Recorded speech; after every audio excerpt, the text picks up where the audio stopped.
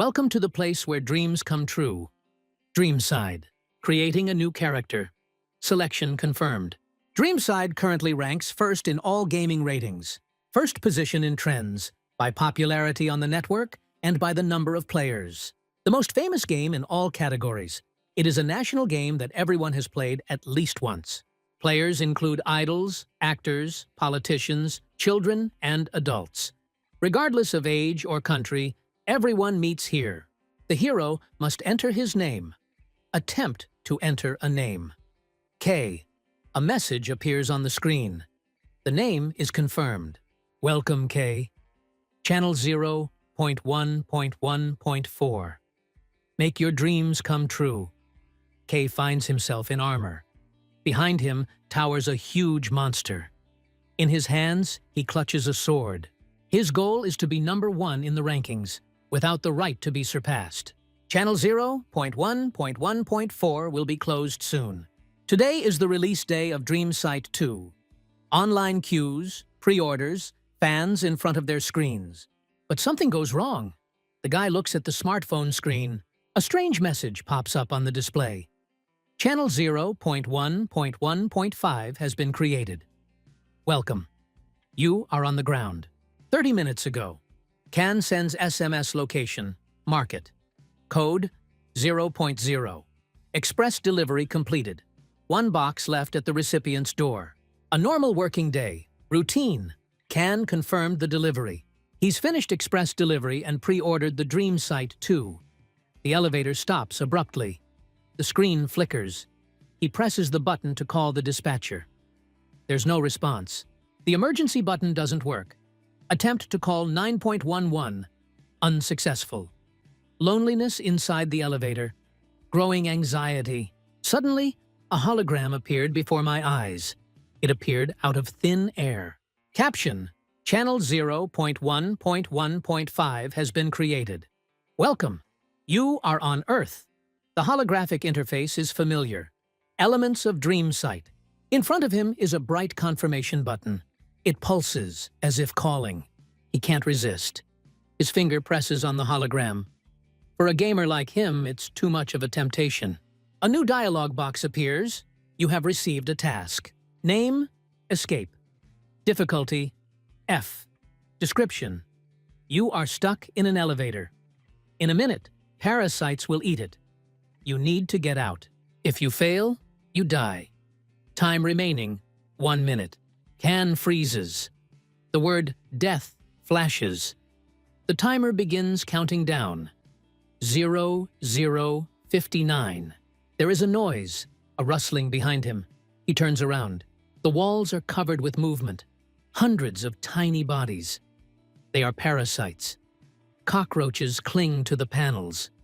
They move. Can screams loudly, out of fear. The scream resounds throughout the entire block. After a while, the window appears again. The task is completed. The remaining time is 13 minutes.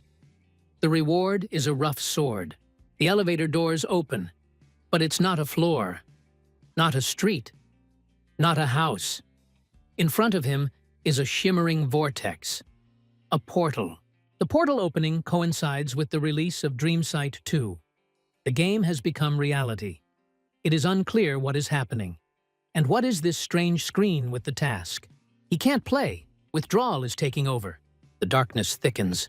2 red eyes flicker in the depths. The gaze becomes tangible. Horror seizes him.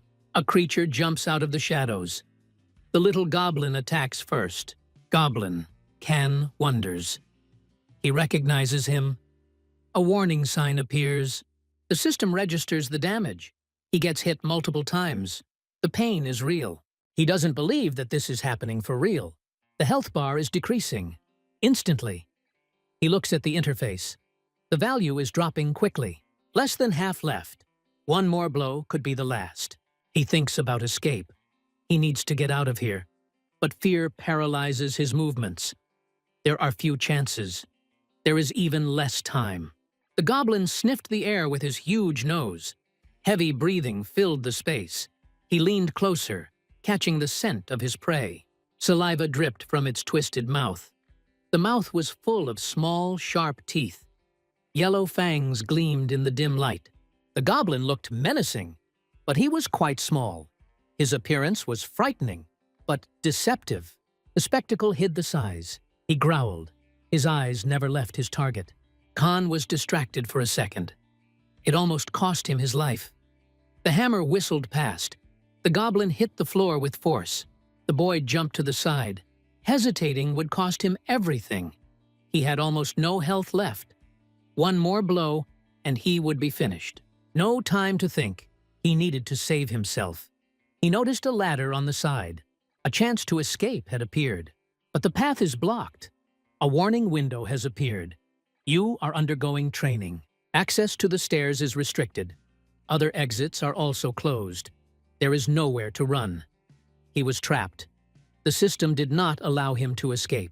The goblin swung a huge wooden hammer. He raised it high above his head. With a powerful jerk, the hammer flew, cutting through the air. The blow was aimed straight at the boy. A cry of pain and fear burst out. He crouched down sharply, dodging the blow. The hammer crashed into the wall with a loud bang, sending shards flying in all directions. The boy froze in horror. The goblin was approaching too fast. The distance between them was closing. The mob wasn't going to stop. At this point, a dialogue box popped up. The text was strange. Account linked to phone. Rewards for server shutdown received. The player's level is not high enough. Changes have been made. He didn't understand what was happening. His body suddenly calmed down. No panic. No fear. It was like everything inside him had switched off. There was a strange stability, as if a skill was being activated. But he didn't press anything. The goblin sped up again, the same hammer in his hands. Khan recognized him. A normal mob from an F-rank dungeon. In a game, he would have passed by. No threat. He was just in the way. But here, it's different. This isn't a game anymore. The goblin stood right in front of him. The chance of losing seemed zero. The goblin swung his hammer. Khan was ready. He knew he had the advantage. The goblin leapt into the air, swinging. Khan thrust his sword forward. The goblin ran straight into him. He hung there, bleeding. The hammer flew off to the side. The guy thought it was all over. But that wasn't the case.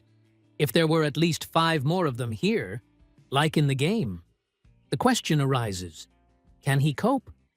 Khan decided he had to fight. He took a fighting stance, looking forward. Confidence filled him. The enemies were approaching. The sword was thrust forward, ready to strike. The goblins advanced without mercy. A few minutes later, a new message appeared. The task was overfulfilled. All monsters on the 13th floor were destroyed. Title, Evil Killer, was given. Goblin bodies were strewn everywhere. Hammers were strewn nearby. The hammer goblins despise him. Khan has received awards. Tattered rags. It really is a game, he realized, but it's all happening in reality. Today is the day of the official release. The game has become a reality. He remembered the changes made earlier. His calmness was explained by this. He called up a new window. Character stats. Name, Kang Sung Jun. Age, 29. Occupation, none. Stats are equal to 5. Strength, agility, health, mana. Unique skill, celestial body. Only partial use of the skill is available due to low level. The skill Calm is activated. The skill, celestial body. Kan was surprised. Where did he get it from? A skill that used to take a month of grinding to earn. He remembered playing this game before. He was such a psycho. This might be a reward for shutting down the server. Dreamsight is a popular but difficult game. The reason for its failure is its incredible difficulty. Players were shouting in chats. Discontent was everywhere. You had to write down the commands for the spells every time. This irritated many people. The game was for professionals only. Newbies left quickly. The main problem is that there are only 3 lives. After 3 deaths, the character is deleted. Because of this, there were few cool players, and a huge difference between the top players and everyone else. The top 12 were considered inhuman. Users called them gods. Another name for them was those above the heavens. Ranker number 1 was K, that is, him. 5 years later, the server was shut down. A poll appeared on the main page. You could choose 3 things to transfer to Dreamsite. Lightning God and Heavenly Body are variant rewards. They were called server shutdown rewards. The first Dreamsite ended there. He didn't expect to receive a reward like this. If he had known, he would have chosen a mystical item. But he returned the 3 most important things. A message appeared: closed, access denied, celestial body. Skill is partially available. Related skills are limited. Activated automatically under conditions. The dialog box confirmed partial use. The sword fit naturally in his hand. He felt something that was not in the game. He felt calm from the heavenly body. So, the other 2 skills will be there too. But they are not active yet. More for the later game. Can decided not to think about skills for now. They were of no use for now. The monster has appeared again. Dungeon transformation has been activated. Training class. Difficulty F. Condition: Parasite in Block 103 IFOC. Dungeon. Corrupted physics tree will form soon. It is necessary to survive 5 to 6 pounds of time. During this time, the dungeon is created. Time to complete: 10 minutes. Reward promised. This is a standard survival kit. Failure means death. Message: training continues. Monster level has been adjusted. Have a good game, the game wished. Khan stood and watched. He squinted in surprise. There wouldn't even be a break, which was disappointing. A huge goblin waited in the darkness, eyes glowing blue. A notification appeared. The boss will appear soon. The city was empty and quiet. There were cracks in the ceiling of the house. The light bulb was barely shining. The girl was surprised. Was there an earthquake? Or did it seem that way to her? She decided to leave, but a goblin appeared. People were waking up in their beds and seeing portals. Goblins were everywhere. They appeared in apartments, on the streets, even in houses where people sat on sofas with pets. People noticed a gap in reality. Panic grew. Monsters were everywhere. Time was ticking. 10 minutes left. Khan understood that this was bad. If everything was like in the game, then even more hammer goblins would appear, and then many people would die. Dungeonization is a phenomenon in which a normal zone becomes infested with parasites. Hordes of monsters advance. The newbies couldn't cope. They didn't gain experience. The players knew it was boring and dangerous. This was the main concept of Dreamside. However, if the building is dungeonized, non-players will not be able to fight against the motogoblins. The building was becoming infected, but the players were powerless. Khan wondered what to do. He remembered. He had cleared the 13th floor. The monsters couldn't leave their zones. If he manages to escape in 10 minutes, he will be able to clear them out. To do this, he needs to get to the roof and save the city. Cries for help were heard in the distance. The building is part of the dungeon plot. It will be completely dungeonized. The other building is accessible through the roof. But what will happen to those who remain? Khan wondered. There is a solution. Only K can save everyone. He is a top ranker, the only chance. Khan decided to stay and raid the dungeon. Even in training, the boss can't stand light. He's probably hiding in the basement. That's where he'll find him. The only way out is to get there in 10 minutes. There is no other way. A portal appeared. The infection stopped. He will cope. He activated the calm skill. Forward. Time does not wait. Khan stepped into the portal. A dialog box appeared. The room of the secret infected nature seed was discovered. It was a basement parking lot. Khan expected changes in the second part of the game. But the action is in reality. And that's the main thing. He quickly hid behind the wall. The goblins were nearby and almost noticed him. The portals lead upwards, through which the goblins move to save people. They must be blocked by killing the boss. He saw the boss, a huge goblin with a golden earring.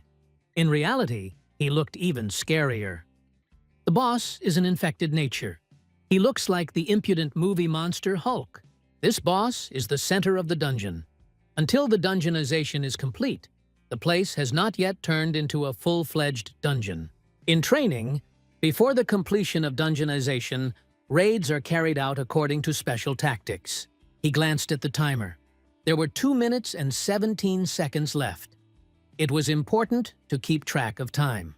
1:55, the timer continued to count down. When 1 minute remains, mobs get a reduction in breathing. This changes the entire course of the battle. An exclamation mark flashed above the mob. Now, that was the moment. Khan moved to attack, swinging his sword. Tranquility skill activated. Time is almost up. Dungeonization is on the verge of completion. All monsters began to breathe heavily and intermittently. This happens in the last minute of formation. The boss freezes, having difficulty breathing. The best moment to strike is right now. Many players took advantage of this window of opportunity. Leveling up was a welcome prospect for everyone. Khan wasn't sure if that worked here, but there seemed to be no exceptions. The goblins opened their mouths in anger, breathing out heat and malice. First, we need to disorient the little ones, Khan decided. The cars were knocked down, and he deftly ran along them. The mobs, confused, turned their heads in confusion. He knew it, flashed through his mind. A notification appeared. Title received. Cowardly Assassin. Goblin's rage increased. He put on his gear. The decision had been correct in advance. The boss's rage had weakened his ability to assess the situation. The boss's eyes filled with bloody light. The contraction of breathing ended, although no movement of the goblin is forced. Only a moment remains. The goblin stepped forward, heavily but unstoppably. Before he could attack, Khan had to finish him off. He swung, the sword rising. Strike. Dark blood flowed. The goblin screamed. The ground shook. Khan struck again, straight into the chest. What should have been a normal morning turned out to be completely different. 10 minutes changed everything. The broadcast began as usual. A weather forecast, the familiar voice of the presenter, a mention of cloudiness and a high concentration of fine dust. A warning not to leave the house. Everything looked familiar, as if nothing foreshadowed change. But it was on this morning, around 6 o'clock, that an incident occurred in the center of Seoul. First only there, and then almost simultaneously throughout the country. People woke up and discovered portals, cracks in space. Creatures came out of them. Goblins. Dialogue boxes, interface, tasks, timers popped up on the screens. It was like Dream Sight. The game, once considered too difficult, was now taking place in reality. The dungeonization began. The infection spread, turning ordinary buildings into monster-infested areas. Non-players were powerless to resist. Events were developing rapidly. Panic, fear, misunderstanding. The world was changing. Videos of unexpected monster appearances have started appearing on the internet. YouTube has been flooded with videos of video game creatures walking down the streets. People filmed what was happening on their phones, posted it online, and discussed it. The information flow was powerful, but short-lived. The internet began to malfunction. News portals were choking with headlines. Urgent reports were flashing more and more often. Unknown creatures were spotted in the city center. Contact with an unidentified monster was recorded at approximately 6 in the morning. Comments from news agencies came in one after another. Some claimed that these were the enemies from Dreamsider 2. Some said that Dreamsider had become a reality. Posts with such claims were deleted almost immediately. People were confused. Everything that was happening still seemed impossible. Those who were not at the scene tended to think that it was just a prank, a viral advertisement, or a fake. In the fitting room, a morning conversation between two girls could be heard. One, hearing the news mentioned, irritably asked not to start. People are already saying a lot of things, like it's just cool graphics. But they weren't there themselves, so they're just chatting. As long as everything is quiet with them, there is no need to worry. Although, if everything turns out to be true, then the situation is more reminiscent of a movie. Thoughts are material after all.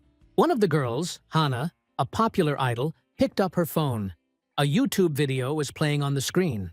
She immediately recognized what was happening. The interface, the monsters, the streets. It was Dreamside. In the video, a man was filming what was happening in the city center. He showed monsters that were attacking people. The frame showed lizards with spears, seemingly descending from the sky. The man was shouting something. He was going to give these assholes a beating. He assured the audience that they would owe him $300 if he could do it. Then the screen went black. The broadcast suddenly ended. The dungeonization had indeed begun, the girl noticed, looking at the screen. Hannah was asked not to move. The makeup artist was adjusting the lighting and touching up her makeup. Hannah was her name. On stage, under the bright lights and in front of millions of people, she was unrivaled. The country's top singer and songwriter, she has been called an idol, a cover star, a star of commercials, TV series, and films. However, behind this image of a sweet and perfect girl, there was one secret. A voice came from behind her. Someone called out to her. It was the manager. He was walking quickly towards her. Everything that was planned for the day was canceled. It was necessary to urgently return to the hostel. Hannah turned around in surprise and asked incredulously how all the events could be canceled. She handed the manager her phone, showing the video of the monsters. The manager frowned, glanced at the screen, raised his voice, reminded her that she was actually forbidden to use the phone. The director will be displeased again. In the video, he just waved his hand, deciding that it was some kind of movie. But Hannah insisted, "This is not editing or advertising. This is a live broadcast. On the screen is the Lizard Man, and he's heading straight for Namsan Tower. And over there, behind him, is the Red Wyvern." She spoke excitedly, almost breaking down. Dreamside has become a reality. This is not a rumor, but a disaster. But the manager just threw up his hands in irritation. That dream side of hers again. He snatched the phone from her, calling it an addiction.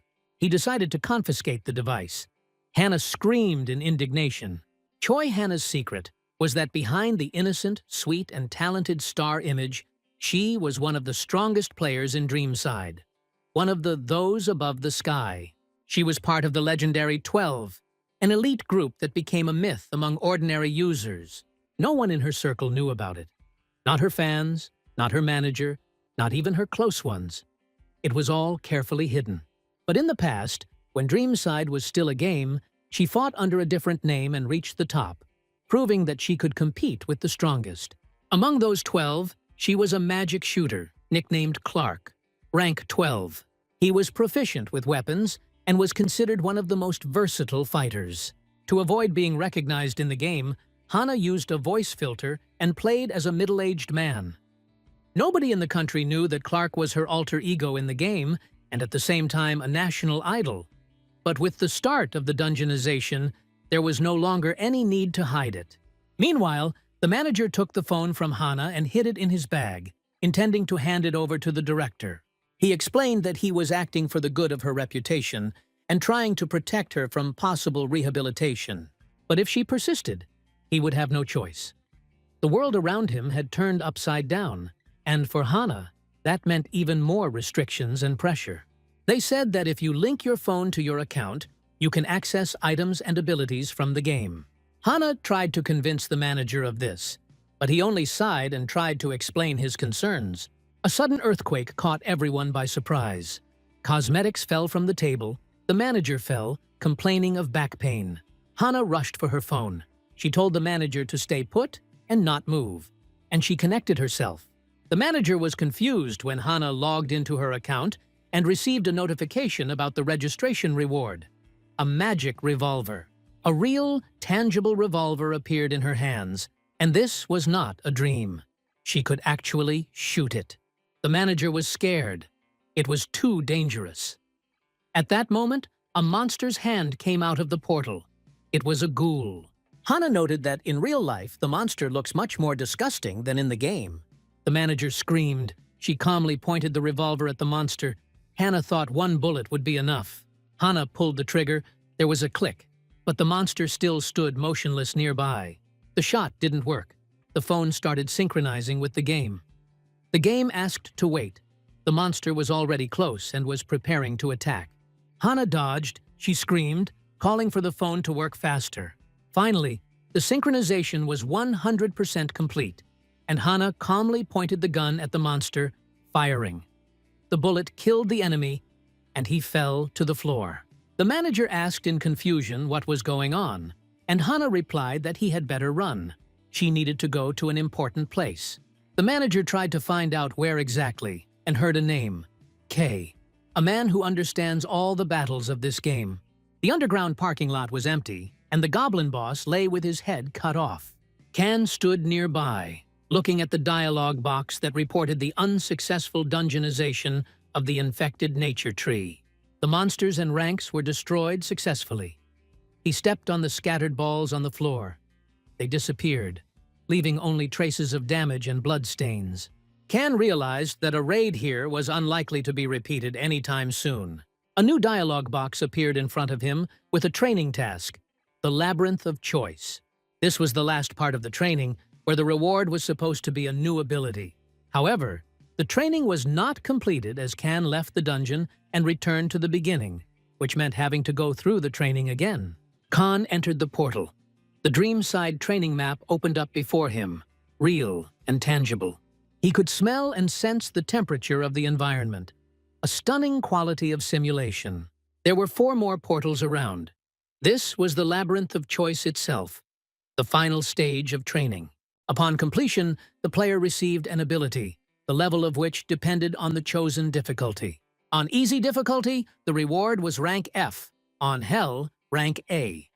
Usually, Kan preferred hell difficulty, but it was designed in such a way that it was impossible to pass.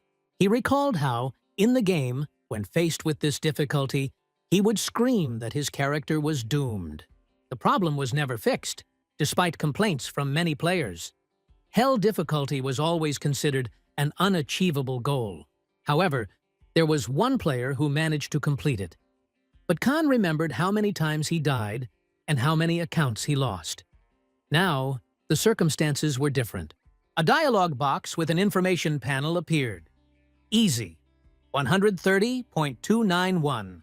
Normal, 330.215. Hard, 115.291. Hell, 120.0. Kan stared at the screen. There were 120 people trying to beat the hell difficulty. All players, and their number was constantly growing. The scale of what was happening was astonishing.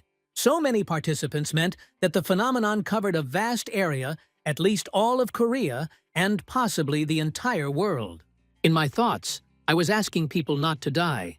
But first, I had to take care of myself. Despite everything, the choice fell on the hellish difficulty.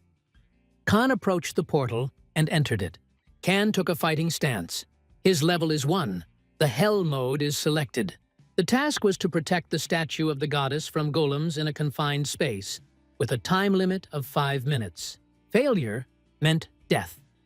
There were 5 minutes left on the screen. He stood alone, surrounded by golems, at the foot of the statue. Time passed. The time limit was only in Hell difficulty. There was no turning back. The monsters were slowly but surely advancing. Kan continued to fight, cutting through the golems with his sword. Stone fragments flew in all directions. The first minutes seemed easier than he expected. However, the situation soon began to change. With dark flashes, golems with bright red eyes appeared, a sign of an enhanced form of enemies. A warning appeared on the screen. The oxygen level in the dome was low. The monsters became more active, and the space itself began to oppress. Kan's reaction time decreased, first by 0.5 seconds, then by a full second. Their speed and strength increased proportionally.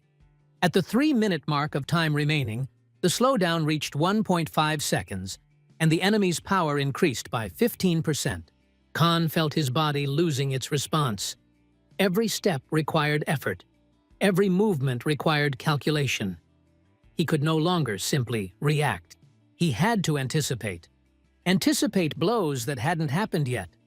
It was a real test, not only of strength, but also of intelligence. There were 2 minutes left. Khan's reaction time was already slowed by 2 seconds, and the monsters became stronger by 20%. This was the threshold beyond which the real torture began. The hellish complexity now fully revealed its true essence. Every blow, every mistake could be the last. But right now, the game has changed. A notification has appeared. Completed. You have completed the hidden task. Evade for 3 minutes on Hell difficulty. It was a secret mission. One of those that are not shown in the description and exist only for those who know or find them themselves. Only on Hell difficulty. Completing it unlocked a secret phase. Suddenly, all the golems around Khan began to stick together. Stone to stone, limb to limb. From several dozen monsters, one was formed. A combined golem. A training boss with an unknown level. It was huge, heavy, and with every second it threatened to crush everything within its radius of impact. When it opened its mouth, one could see the hot magma inside and the stone fangs. He was breathing heavily, like a living creature. This was no longer a game. Khan stood there, clutching the hilt of his sword, smiling. This is what all this is for, he thought. Secret missions on Hell difficulty unlocked stat boosts that were not available on either easy or hard difficulty. Only here, only for those who are ready to take risks from the very beginning. Now there was only one task left, to defeat the boss. 2 minutes left. Slow reaction for now. One chance. Khan took a deep breath and stepped towards his boss. With each blow to the body of the combined golem, his sword began to crumble. The metal could not withstand the load. He knew he could only get the reward once the phase was over. Until then, all he had to do was endure. At that moment, a dialogue box opened in front of him. The weapon changed automatically. The rough sword disappeared, and in his hands was a defiled hammer of physical damage. The new weight was hard, but the weapon responded to his determination. All that was left was to take the fight again, with a different weapon and a different approach. Khan intercepted the hammer and moved forward, entering the decisive phase of the battle. Khan stood before the massive monster, counting down every second. There was only 1 minute and 30 seconds left until the end of the test. He clutched the new hammer in his hands and rushed into the attack. The weapon cut through the air with a screech, and the first blow landed right on the enemy's body. He assessed the situation. The enemy belonged to the initial stage of training, which meant that he could be defeated if he accurately reduced his health. Khan noticed a weak point, a core located on the stomach. In the game, it was easy to reach, but in reality, the jump was too difficult. He changed tactics, concentrating his blows on the legs.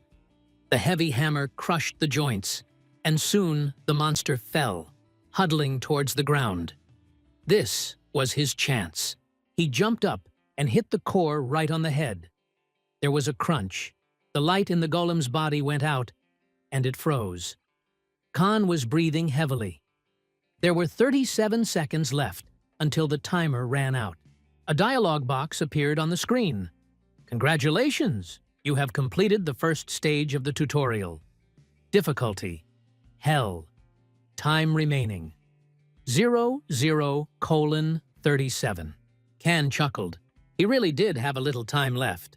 Khan felt his breathing gradually even out, and his body fill with new strength. He noted to himself how much time he had saved by changing his weapon to the desecrated hammer. The impact damage played a key role, allowing him to quickly throw the enemy off balance. This decision turned out to be a good one, and he knew that he was truly lucky. Messages began to pop up on the screen.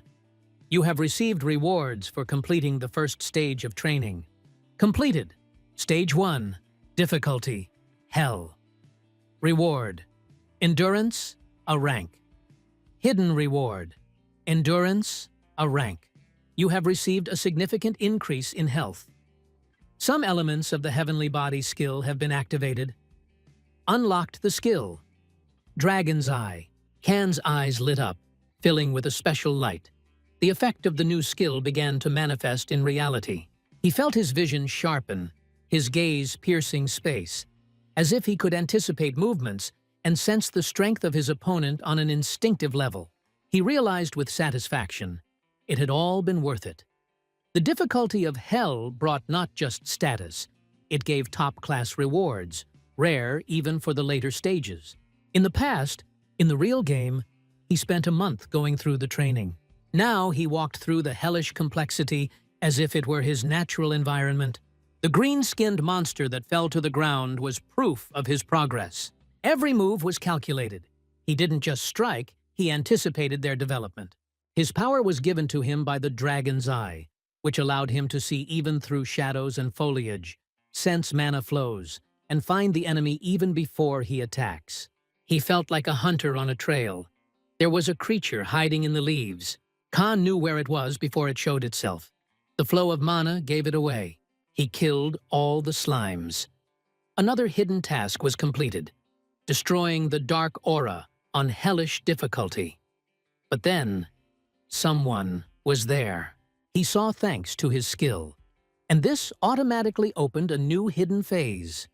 Unexpected, even for him. A goblin appeared right in front of him, unlike the other enemies. Her skin was an emerald color, and huge wings spread out behind her back. There was rage and intelligence in her gaze. The system identified her as a hidden boss. Level unknown. The creature spoke, its voice hoarse but cold as ice. She turned to Kanu, accusing him of arrogance, claiming that he could have survived if he had pretended not to notice her. But now, he was her prey. She didn't inspire the usual fear. She exuded a threat on a deeper level, like a harbinger of doom.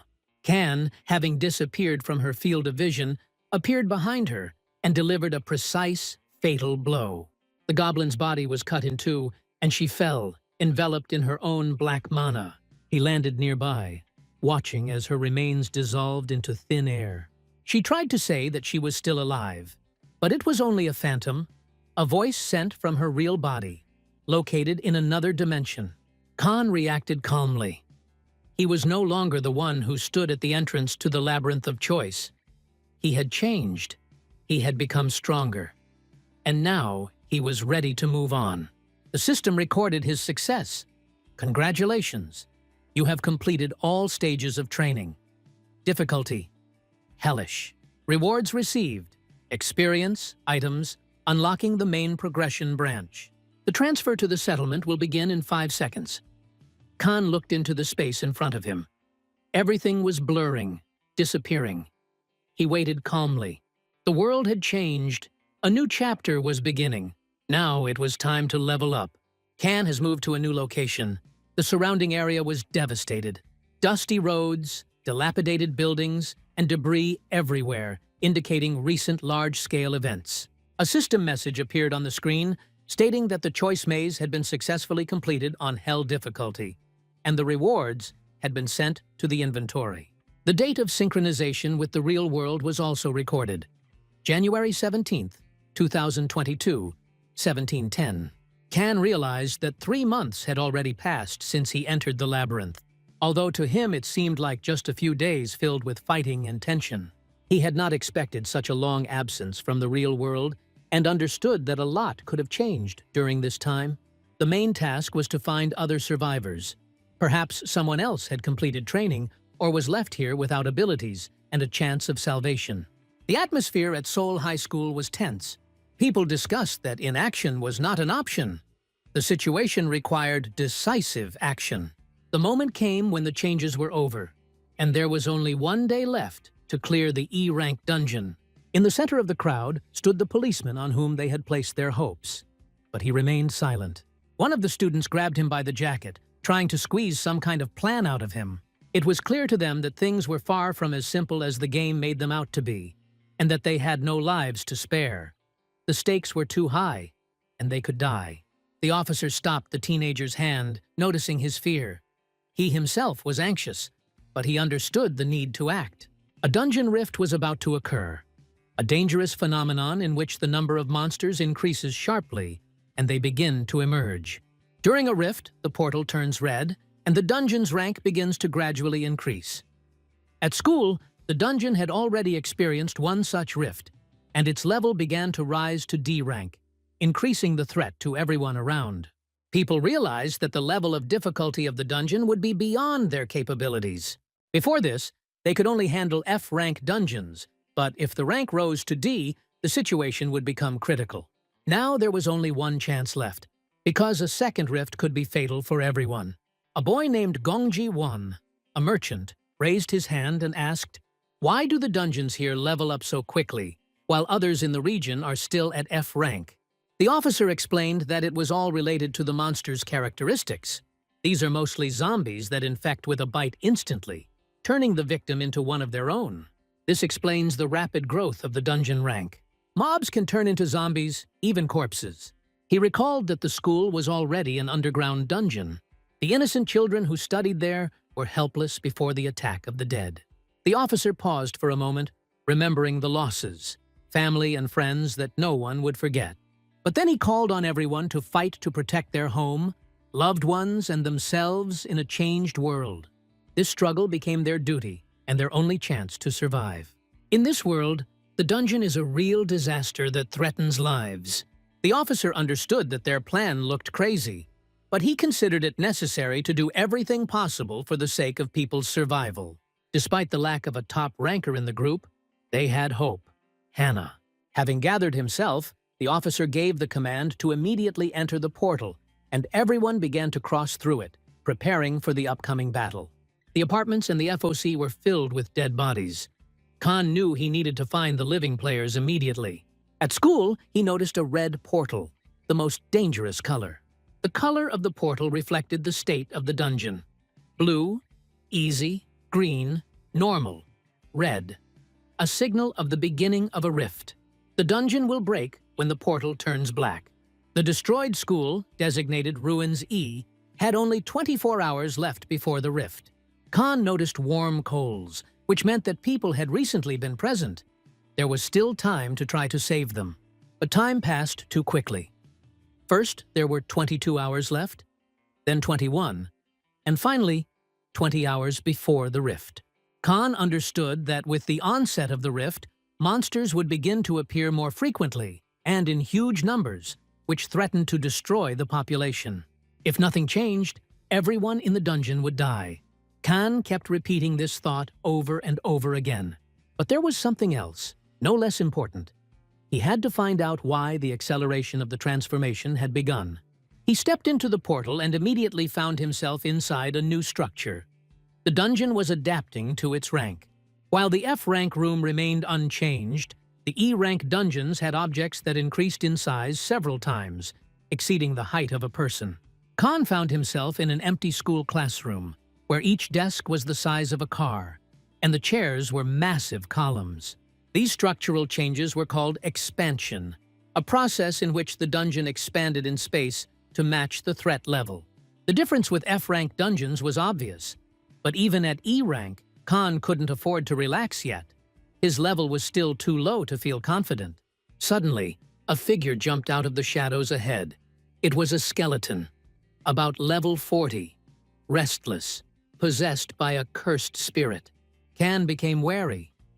Yes, just like in a horror movie, he thought. The skeleton's eyes glowed red, and he charged forward. Khan didn't hesitate, drawing his sword and delivering a sharp blow.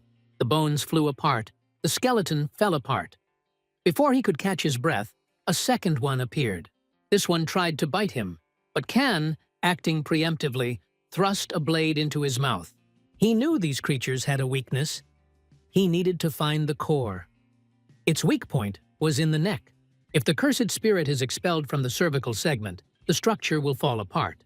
Khan took aim with skill, struck, and the enemy crumbled as if he had never been there. At this point, a notification appeared. "Congratulations, your level has increased." He paused, frozen for a moment. It had been so long since he had heard that sound. It used to be constant, especially at the beginning of his training. But after level 30, when growth slowed down, it disappeared. "Save up some points," thought Khan. And then a new notification. Quest: Master of Surprise Attacks. Condition: attack enemies 100 times in a row. Without wasting time, Khan rushed into battle. Wave after wave, blows followed one after another. He hit precisely, sharply, leaving no chance. Soon, a message appeared on the screen. You have successfully completed the task. Title received, Master of Surprise Attacks. He seemed to have struck gold, thought Khan with satisfaction, but he immediately became wary. These mobs? He didn't kill them. So someone was here before, or is still nearby. We need to wait with leveling up. At the same time, in a completely different part of the dungeon, an explosion was heard, and the policeman retreated in panic, covering the backs of his teammates. Screams were heard everywhere. Someone was calling for help. Someone was begging not to come closer. The group was attacked by skeletons, and the situation was rapidly getting out of control. No one understood what was happening. An hour earlier, when they had just entered through the portal, the situation had seemed much calmer. People already familiar with the dangers of the dungeons confidently fought the skeletons. The policeman watched the proceedings with amazement, thinking that the players were doing a great job. Looks like everything is under control. I won't even have to make any big sacrifices, he thought with relief, watching Hannah confidently shoot, covering the others.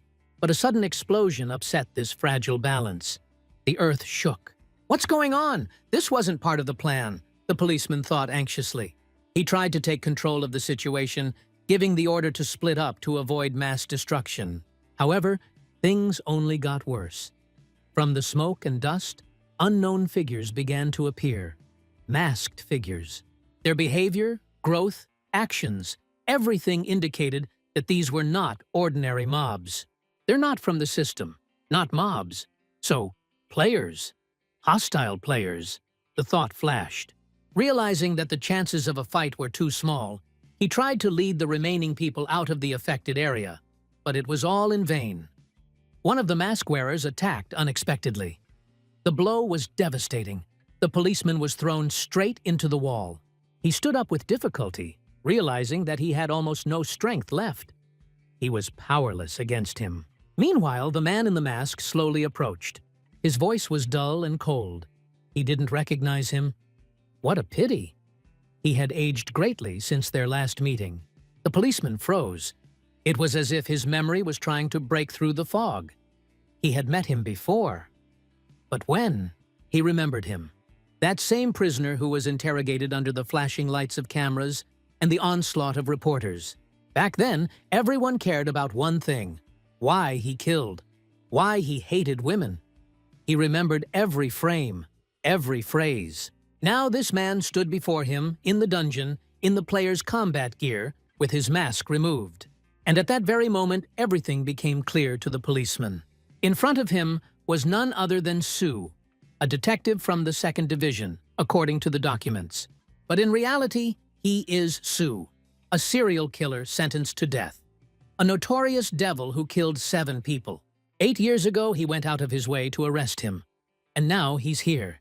He's become a player. The thought was painful. If he could become a player, then perhaps his other accomplices, just like him, had also ended up here. A scenario that should not have happened. The worst possible one. He looked back. Doubt grew. Was anyone from his team still alive? Was there a chance that someone had survived, was hiding, knew how to fight? You're hoping that a sudden savior will appear, Sue said mockingly. He had already killed everyone. A smile shone on his face, but there was nothing human in it. At that moment, there was an explosion from behind. The policeman turned around abruptly. The explosion was powerful. The ground shook. The bandit grabbed the mask and quickly put it on. Khan met a masked man. The officer warned him of the mortal danger around him, but Khan was not going to retreat. The masked man used magic. The force was noticeable, and the officer realized that the situation was critical. The danger detection skill was activated. Khan understood everything. The smoke cleared, and Khan activated the dragon's eye. Khan realized that the masked man was connected to this situation, and, despite the threat, believed that it would be easier to deal with him compared to the labyrinth of choices. He changed his weapon to a strong sword and prepared for the decisive battle. The masked man demonstrated his strength by snapping his fingers and delivering a punch. This time, Khan won't miss. His movements reminded him of someone. Khan guessed that he was dealing with a serial player killer, a red player known for constantly killing other players. In Dreamside, Everyone only had 3 lives, and such players were considered a real threat. Even the developers saw them as a serious problem.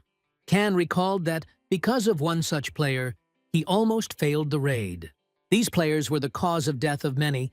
It was not the monsters that killed, but the players themselves. The masked man ordered Kanu not to interfere and leave, promising to let him go if he left now. Khan asked if he was really just going to let go, but the officer yelled, warning that this was a serial killer. The masked man, Hwang Dong-soo, is a prison escapee whose name was revealed in the news. Kan had no intention of leaving his enemies alive and drew his sword. The danger detection skills and the dragon's eye worked. The masked man was surprised how Khan knew his identity. Khan attacked, and the enemy's concealment was broken. The mask fell, revealing the enemy's face. As a result, player Kang Won-jong died from Kang's blow, and he received a solid upper reinforcement. Khan reminded us of the great responsibility that comes with great power, hinting at the danger. It is time to take responsibility. Khan changed the weapon and threw it at the killer. The skill isolation layered on top would increase the defense, Khan thought. The player died from a knife attack and was rewarded with a birch staff. Kan rushed to attack. He managed to strike, but the masked man activated his magic power.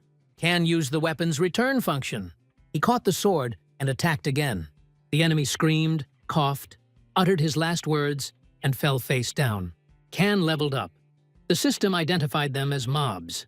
This man had killed many players, so his death was not pitiful. Kan received the item, the dungeon grass, and realized why everyone was in such a hurry. He had to hurry too. Kan stood over the policeman, who identified himself as Cop Odense, shaking, holding the mask in his hands. The policeman said that Hwang Dong-soo had killed his sister and thanked Kang for saving him. Kan replied that it was a small thing, because he deserved punishment. The policeman asked for help. His people were ambushed by Hwang Dong-soo. The group split up. There were at least 10 enemies. Kan was surprised to hear the number. Odenso explained that the victims were prisoners who had become gamblers. Monsters don't touch them, so they must have a special item. Their target is Gunner Clark, which shocks Khan when he learns it's Hannah. Puck realizes things are getting serious. There were 2 people standing near the concert hall discussing the situation. No one expected that the shooter would be a girl, and Hannah herself, a famous idol singer and an excellent player. She was ranked 12th and was known as the Magic Revolver Shooter for her skill with the weapon. It was surprising that Hannah spent so much on donations.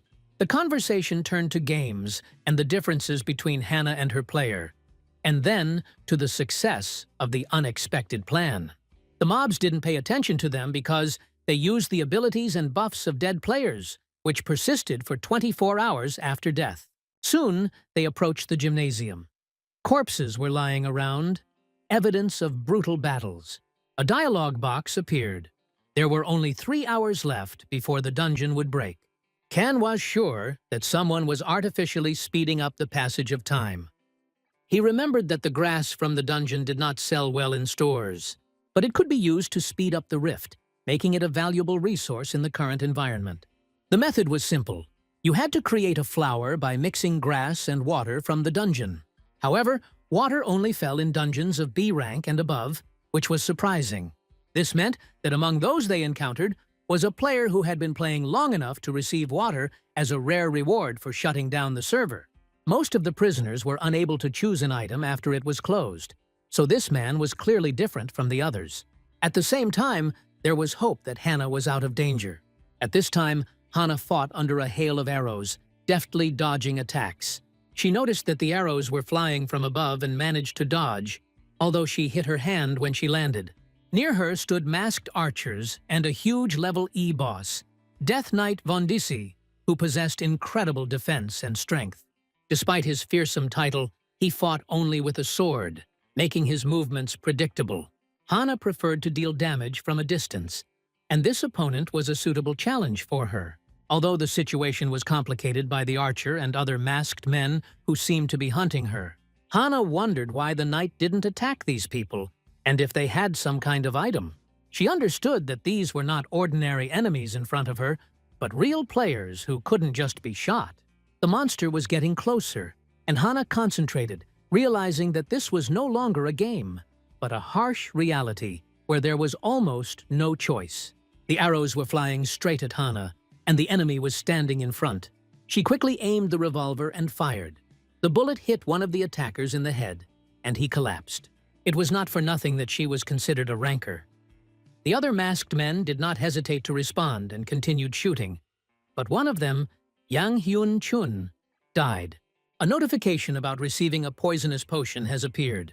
A monster appeared, and Hana realized that the situation was becoming more and more dangerous. Soon, everything around would be destroyed.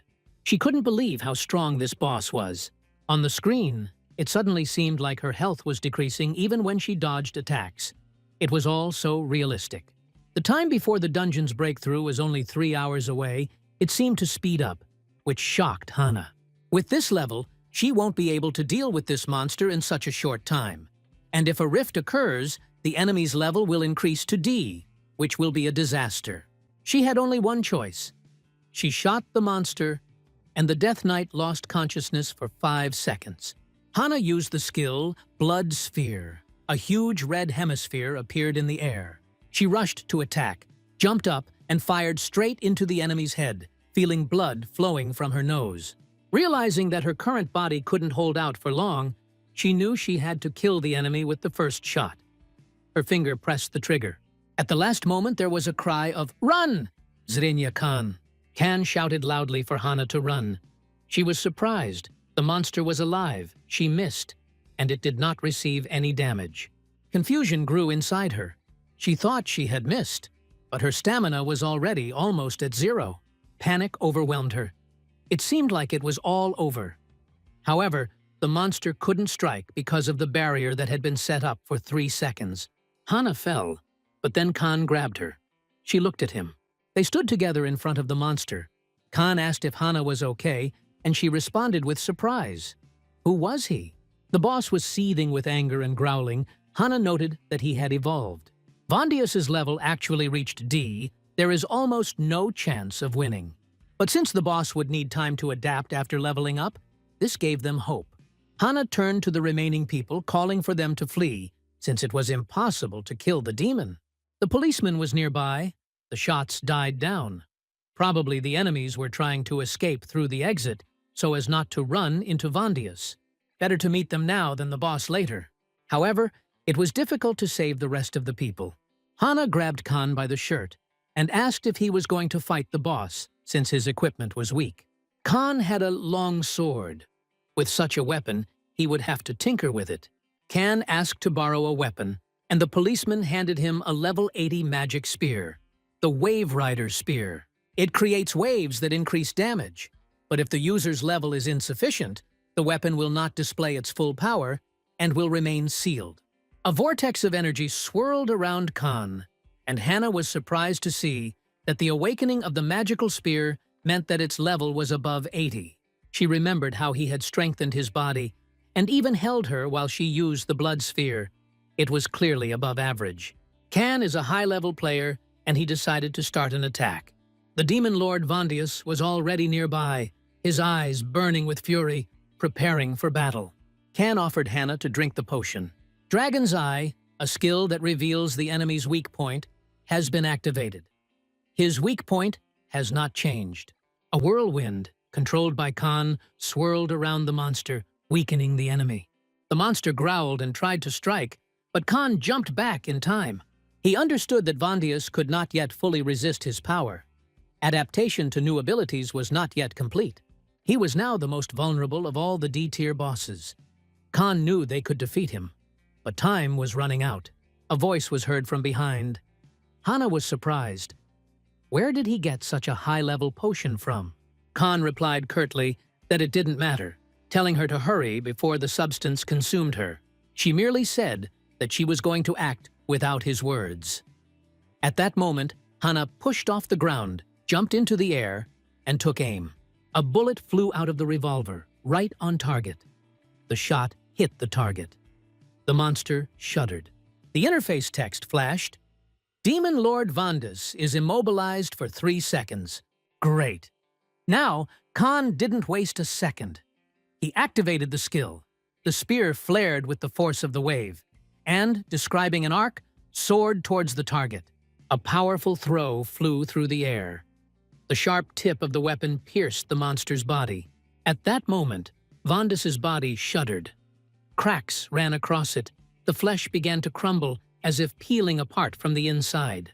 A roar of pain rang out, deafening and piercing.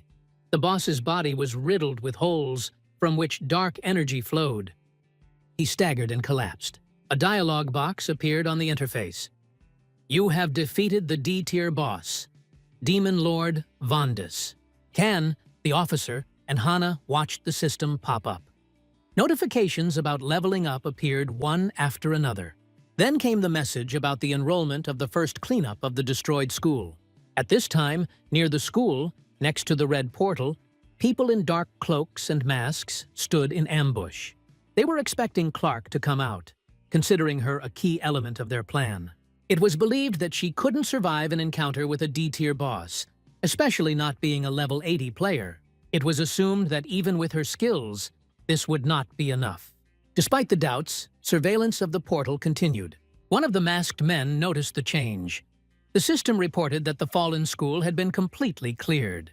Then came a notification about the cancellation of the rift. From now on, monsters will appear in the dungeon in limited numbers, and the rift itself is impossible without special events. The observers realized that Clark and her allies had survived. There was no choice. One of the gang members looked at the screen of a mobile device. It read, Blacklist O disappeared from the selection maze. This meant that the target was already taken or had gone beyond the tracking system. A thought flashed through my head. Retreat. K disappeared, as if he had never been there. At this time, Khan felt a strange feeling, as if someone was talking about him behind his back or remembering him, as if a thin thread connected him with invisible observers. He handed the weapon back to the officer. The officer accepted it, expressing gratitude. It was all part of their mutual trust. The policeman, still tense after the fight, just waved his hand. It wasn't worth the thanks. Hana looked at Khan intently, as if she recognized something. There was uncertainty in her voice, mixed with guesswork. She spoke slowly, as if testing her theory. Was it really him? The question was simple. Was he K? Kan looked at Hannah seriously, noticing the steam rising from her nose. He hesitated a little and thought, yes, he is K. A smile appeared on his face. Suddenly, a voice sounded. What is this? Impossible. The policeman noted that although Khan's abilities were impressive, the number one ranker had already left the labyrinth of choice, and the probability that he is here during the dungeon break is almost zero. The policeman himself considered the chances of such a coincidence to be negligible. Hannah shared this opinion, and she admitted that she came here to meet Kay because there were rumors about places that did not become dungeons, and no one knew who was behind it. That explained her mistake. She had simply misunderstood the situation. Kan knew deep down that he was Kay. Hannah realized her mistake and regretted it. She apologized for not thanking Kan first. He calmly replied that everything was fine. Then he suggested that they look for survivors. Hannah was surprised, but agreed. A group of survivors had gathered in an abandoned school storeroom. One man lay on a mattress while another helped him.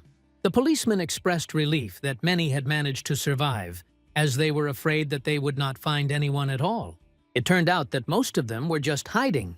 One of the men apologized for not helping earlier, but the police officer reassured him, saying that the main thing was that they were alive.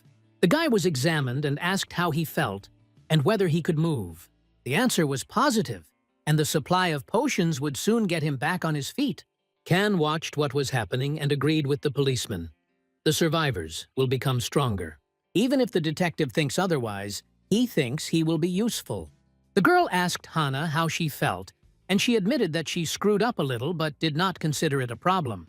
After this, the policeman suggested going to the camp and invited Kan to join him, who was surprised by this decision. Kan and Hannah engage in combat with the skeletons. People were talking about them. Hannah didn't surprise anyone, but Kan, yes, who is he? They headed to Station 3, Banjo. All the monsters outside were F level, having emerged from the dungeon during the rift. Since they have lived in cramped spaces for a long time before, they most likely won't come here.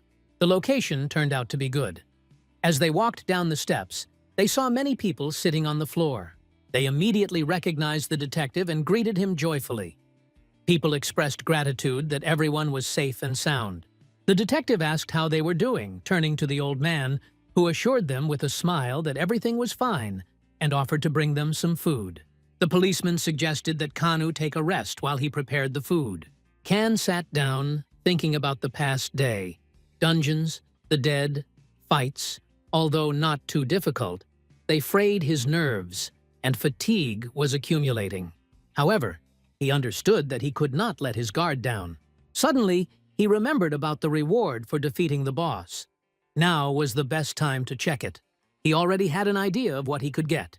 In Kan's inventory was the blade of Vanda's regrets, a sword infused with the memory of Vanda's, who died without ever having exacted his revenge. The blade had a unique ability to be covered in ice. Required level to use: 120, damage, 175, class, 8. Kan thought as he studied the screen. Even with all the stat points he had collected, he would barely be able to reach level 100. If it was level restricted, it would require adding stat points, or it would be impossible to use. The required level of 120 meant that the total points should have been around 600. However, the detective was able to use the magic spear, even though he had not reached level 80. Kan assumed that a slight discrepancy was acceptable. He pressed a button and pulled out a book from his inventory, sealed and in chains. It couldn't be used. The damage was 0. Class, L. Legendary item. Kan realized that the conditions for opening had not yet been met. This was the book he had come here for. He would have to try. Then Kan took out from his inventory a small animal that could fit in the palm of his hand. He greeted him and pressed the animal's nose. The animal, named Goran, woke up at the will of its owner. Kan was surprised when the little animal jumped out of his hands. The little animal stood up to its full height, waving its paws and purring. Apparently, Goran was catastrophically hungry. A window appeared on the screen demanding that the pet be given nutritious food. The smell of delicious food pleased the animal, but its reaction remained tense. Kan realized that the only reason for his anger could be the dungeon. Goran was his pet who had followed him around Dreamside, and now his awakening was accompanied by anxiety. A train rushed past in the subway. Kan mentally noted that the situation wasn't that bad right now. At that moment, he was in the form of a squirrel, but his true identity was a dungeon-eating monster. Monster Gregory. Monster Gregory is my former pet, whom I met at level 50 and received as a reward for closing the 3rd server. Goran feeds exclusively on monsters from the dungeon, so his anxiety is always connected to something happening in this world. The problem is that the alarm started where there were a lot of people. Kan wondered what exactly Goran was reacting to, since he usually didn't notice the players. At this time, people around thanked each other and tried to calm down. Kan suggested that the problem might be the skeletons, low-intelligence E-level monsters that may have been released during the dungeon's collapse. There are only 2 options left. Either something is wrong with Goran, or something is happening here. The situation seemed strange because Goran specializes in smells, and it is not always clear what exactly attracts him. At that moment, a weak voice of a man was heard from the tent, complaining that he was dying of hunger. Kan noticed his black nails, black eyes. Obviously, the man was on the edge. This, according to Kan, was the essence of the problem. People gathered together and discussed the current situation. One of them expressed doubt, believing that killing skeletons was dangerous. He reminded them that the dungeon was closed, and if they hid, the monsters would go away, meaning the danger would be eliminated.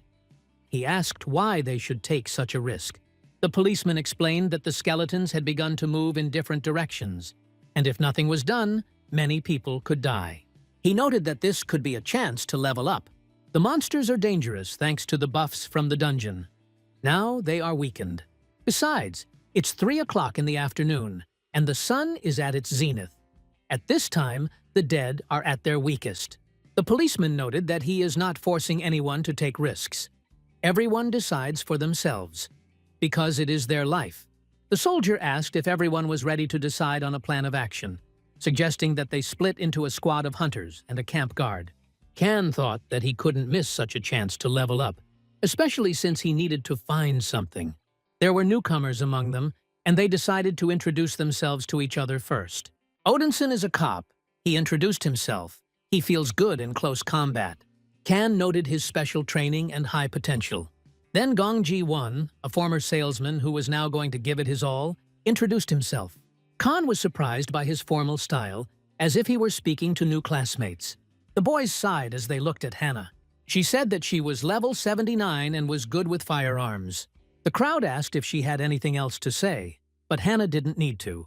She was already well known, and any extra information could work against her. Chan introduced himself, but was interrupted by a businessman with houses in Kannam and Sochi, who had come to buy another one. He laughed as he explained that despite all this, he now has to use public transport. Khan noted that his gear suggested that he had played the first Dream side. It was expensive, but not very powerful. Chan took charge of leading the group and promised that they would be safe with him. People were surprised by his confidence. The policeman laughed, then pointed at Khan and asked if the others knew him. People wondered who he was, the newcomer. Suddenly, a man in armor named Chan recognized Khan and loudly declared it. Kan was surprised and asked if they knew each other. Chan confirmed with a grin, recalling that he went to Banjo High School with him and called him a typical victim. Kang recalled those times with amazement, and Chan said that Kang's family went bankrupt, and he was left alone. At the same time, Chan boasted that he advised Khan to stay closer to him.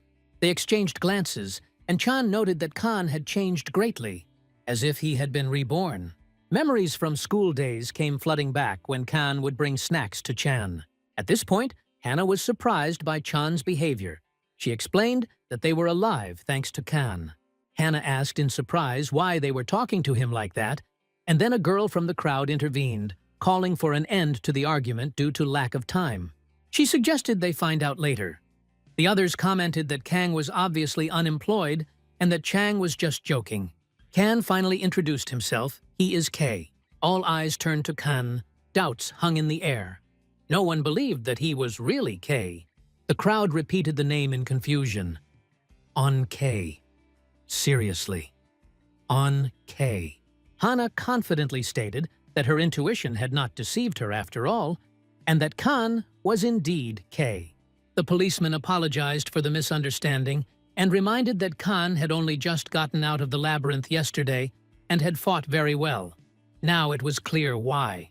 But Choi immediately shouted that it was a lie.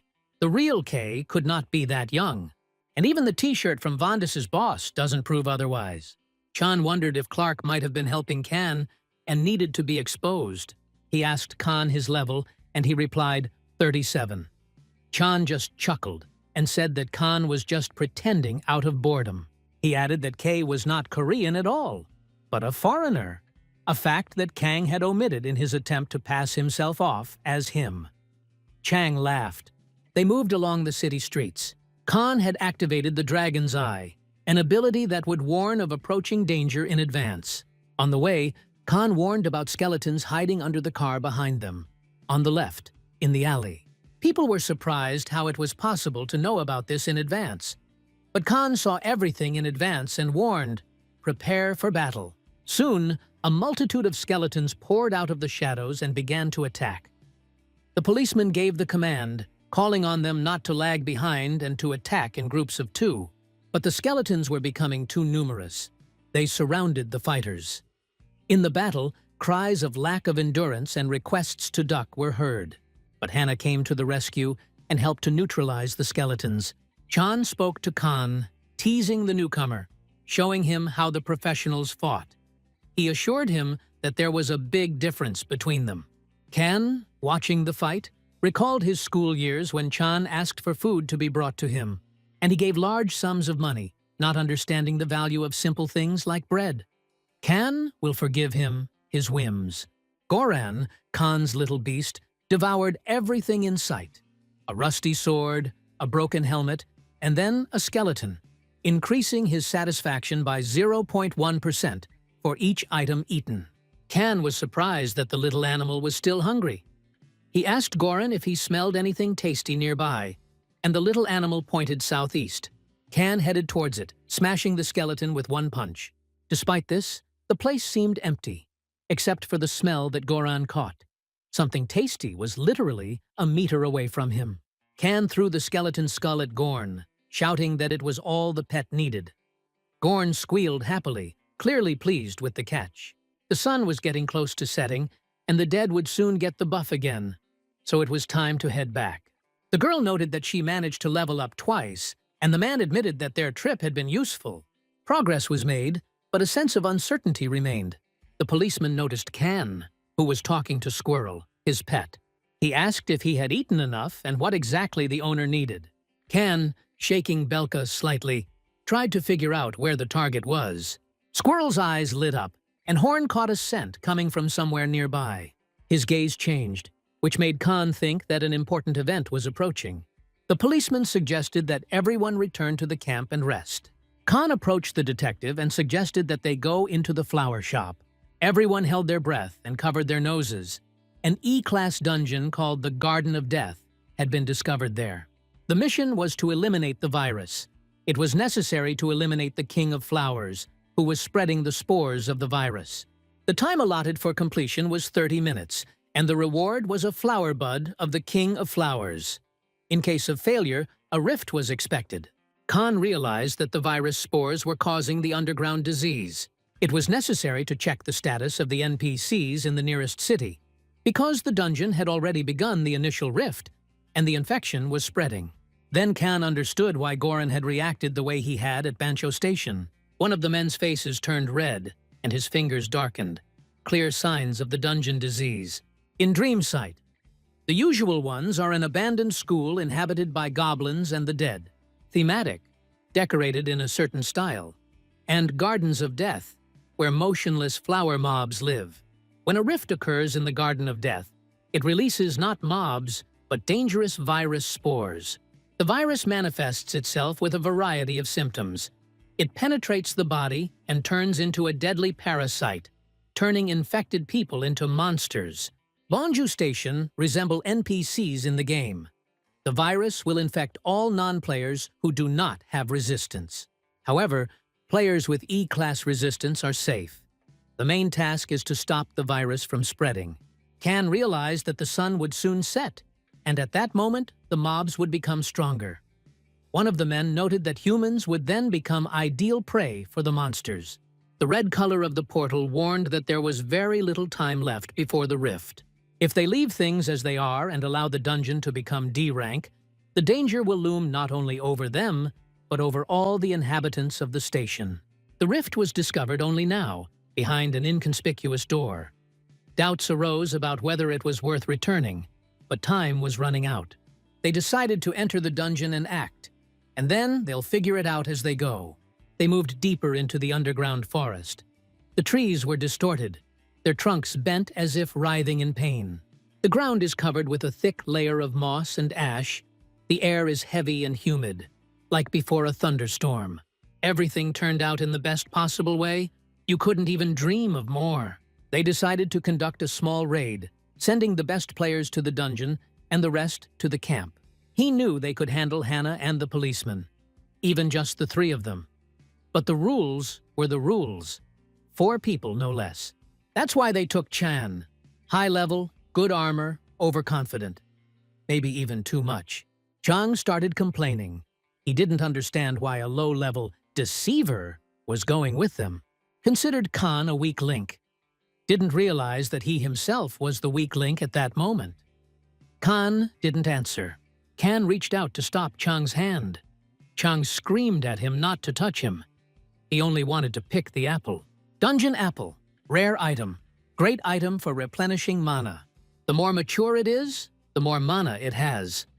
Chang took a greedy bite without thinking, and at that very second his hand jerked. The projectile hit the fruit exactly. The apple exploded into pieces. It was a shot.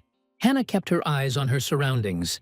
She saw a thorny plant crawling towards Chan, a second before it would have pierced him. He turned around. The vines were already getting closer. And then he realized that he had made a mistake.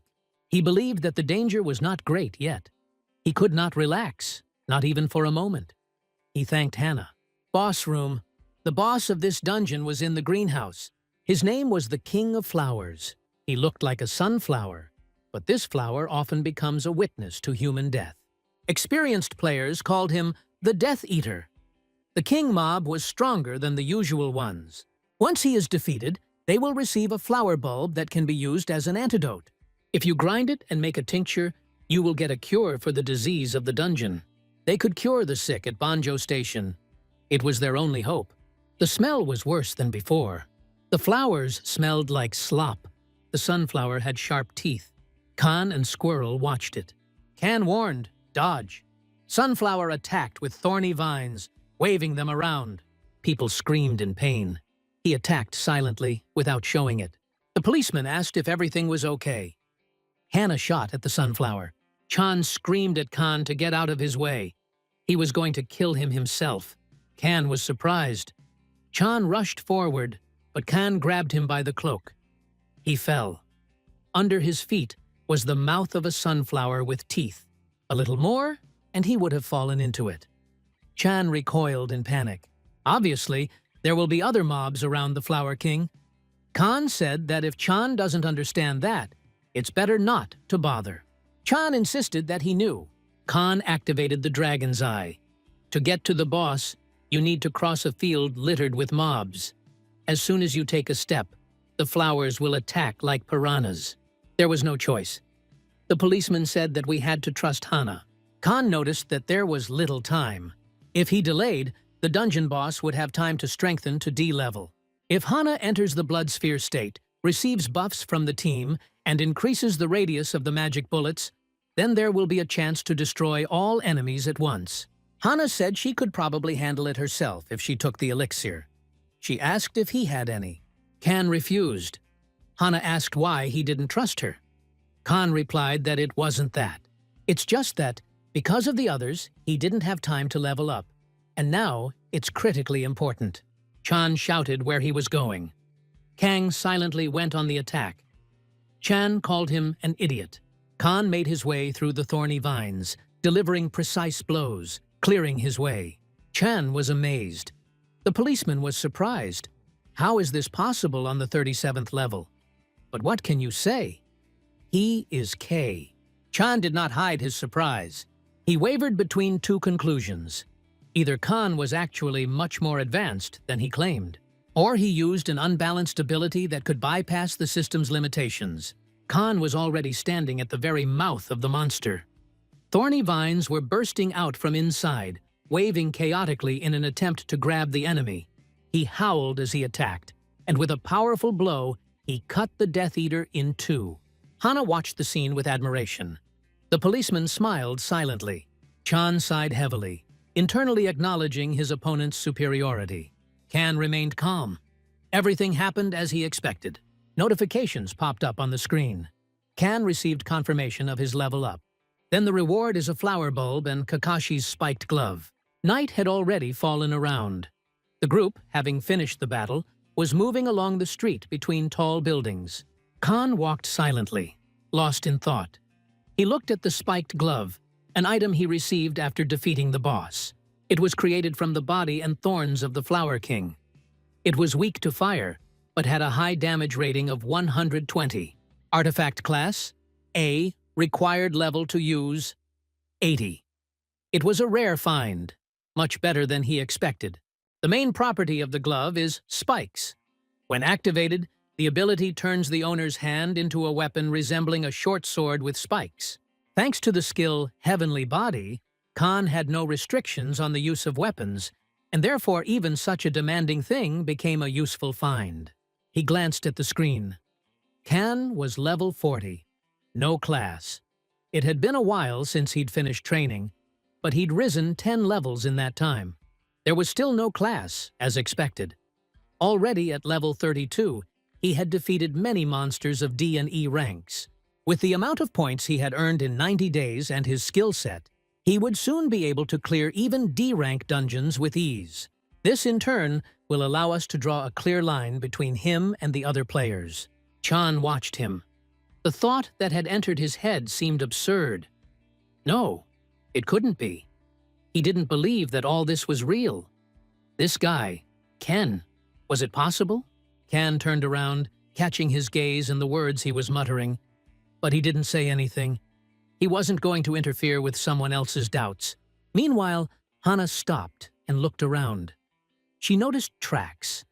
There had already been a fight here. There were corpses and skeletal remains on the ground. The policemen checked their pulses. They were dead. It seemed that something serious had happened in the camp. They went down to the Banjo 3 subway station, but it was empty. The policeman called loudly to everyone, but the answer was silence. Can noticed footprints on the floor, but they led in different directions, as if someone was walking back and forth without deciding on the direction. The policeman continued calling, hoping for an answer, but the situation was becoming more and more alarming. The discussion showed that the dungeon disease was manifesting in this location, but there were no signs of skeletons, meaning the virus was developing without the help of mobs. Hana was surprised. The dungeon had already been cleared. How did the virus spread then? Suddenly they heard someone's voice. Someone was calling for help. Approaching, they saw a man in a terrible state. Can realized that special help was needed to save him, a revival potion, and that ordinary drugs would not help. Khan gave the man a paralysis potion so that he would not feel pain. The man tried to explain what had happened. During their absence, a huge monster had appeared on the stairs. They were going to take him to the traps as they had taught, but danger lurked behind. People started to get infected with the virus and turn into zombies, attacking each other. The situation got out of control. Kang, Han, and the police listened attentively to John's story. First, Hyun and Yun fell. Then Min escaped. And John. A message appeared stating that the player is in a state of madness. Kan thought that if they had a healer with them, maybe they could have cured him and not have to worry so much about the virus. There were no healers at Banjo Station, and it was impossible to help him. Everyone had fled, and Yunjin had turned into a monster, he muttered. This could mean that the dungeon disease had reached the third stage. The first stage was expressed in a change in the color of the fingers and a deterioration in the general condition. But over time, the infected person turned into a zombie and attacked others. The second stage, complete transformation into a monster, accompanied by loss of consciousness and complete aggression, is the third stage. The Garden of Death had already been cleared, but the third stage had arrived too quickly, even though the symptoms had only just begun to appear. This means that someone or something accelerated the development of the disease. The man died. The detective urged everyone to continue on their way. The monsters were waiting for them, lurking in the shadows and on the edges of the corridors. There was tension in the air. Every step could be the last. They prepared for battle, knowing that ahead were not just enemies, but the embodiment of the dungeon disease, strengthened and mutated. A man was lying on the steps, attacked by a monster. Hana quickly fired, and the monster fell dead. Hana asked if Khan knew that once the transformation had occurred, the person could no longer be cured. Khan confirmed that he knew it. Those who could not survive the disease remained lying in the dungeon, and the rest went along the paths. The policeman ordered each of them to take on one monster. Suddenly, mutated monsters attacked them. Khan easily dealt with several of them. The policeman noted that there was no reason to worry yet. They continued walking along the narrow corridor. On the way, we came across a neighboring station, Sinpun, a ghost station abandoned after the failure of the construction of the 10th Metro line. The tracks at the station were fresh and diverged in different directions, most likely leading to Yongdenpo Station, where they originally planned to go in case of an emergency. It was possible to get there by tracks. Khan sensed the monster approaching and quickly rushed to attack, delivering a powerful blow. The policeman shouted for everyone to prepare for battle. Hana recognized the enemy as Eugene and asked if John was talking about her. Kan confirmed that this was no longer a man, but a monster that they would have to deal with. For its destruction, You can get experience and valuable items. The policeman expressed his indignation, but such is the nature of the disease of the dungeon, which previously claimed thousands of lives in the first dream side. Now the fate of the entire world was at stake. Khan promised to try to kill the monster quickly and without unnecessary suffering. Khan knew he had to deal with the monster with one blow. The fight began. He launched a powerful kick, but the opponent was strong, and her extra arms served as a shield. The hands reached out to Kanu and he used force to cut them off, but one hand came out right from her mouth. The policeman wanted to help, but Khan insisted that he stay in the rear. Most attacks were useless against the monster in the third stage. Hannah noted that she was level 80, so he couldn't handle her. Khan looked for a weak spot and found it at the back of the head. He jumped up, somersaulted in the air, and delivered the finishing blow, cutting off Yunjin's head. After going through 3 stages of the disease, she became equal in strength to D-level monsters. Previously, it was impossible to cope with her, but during his training, Khan accumulated experience that could make him 3 times stronger. The policeman warned that the enemies were approaching, and they would not wait for the players to become stronger. A whole crowd of monsters was approaching them. One of them was crawling right along the ceiling, creating the feeling that danger was surrounding them from all sides. The monsters were advancing, and the policeman confirmed that they were all infected with the 3rd stage of the dungeon disease. Insatiable. People who underwent the transformation turned into simple monsters. Hana noticed that they were surrounded from behind. Khan assumed that the enemy might be waiting for them at the ghost station, but decided to deal with the attackers first. Everyone prepared for battle. Chan suddenly found out that it was not so easy to kill monsters, which surprised him. After all, Khan killed them very quickly. Khan was sure that the remaining survivors had headed to Yongdenpo, where there was a shopping mall and stores that would provide supplies.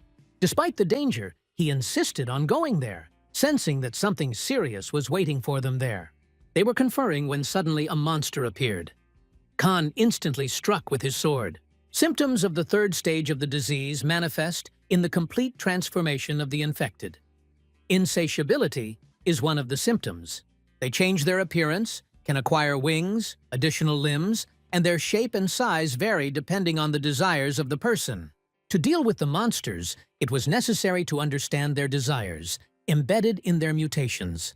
For example, an extra eye symbolized the desire to see more or to correct blindness in human form. One of these monsters approached Kanu, but he blinded him, and the monster grabbed his huge eye. Khan stepped on his neck and struck him in the head with his sword. However, the sword broke. The durability dropped to 0. The weapon was destroyed. The weapon issued for training belonged to Kanu and had outlived its usefulness. The policeman offered him a spear, but Khan refused, saying he had enough weapons. He didn't want to take someone else's, so as not to worry about the owner in a fight. The policeman insisted, assuring that nothing would happen to him. Khan activated Kakashi's spiked gauntlet. The system warned that it was more dangerous to use due to its smaller attack radius, but it was effective in combat. After testing it in action, Khan rushed at the monster and delivered a crushing blow to its head, pinning it to the ground. The cement flew everywhere. He was pleased with the result. The policeman thought ironically that if he were 10 years younger, everything would be different. Inside Chan, everything was boiling, as if it was about to burst out. Khan activated the Dragon's Eye skill. He warned the others to be careful as they were approaching the trigger area. The policeman asked if this was the person they were talking about earlier. Khan confirmed, this is the same source of infection. The red magical vapors around them indicated that the enemy knew they were approaching.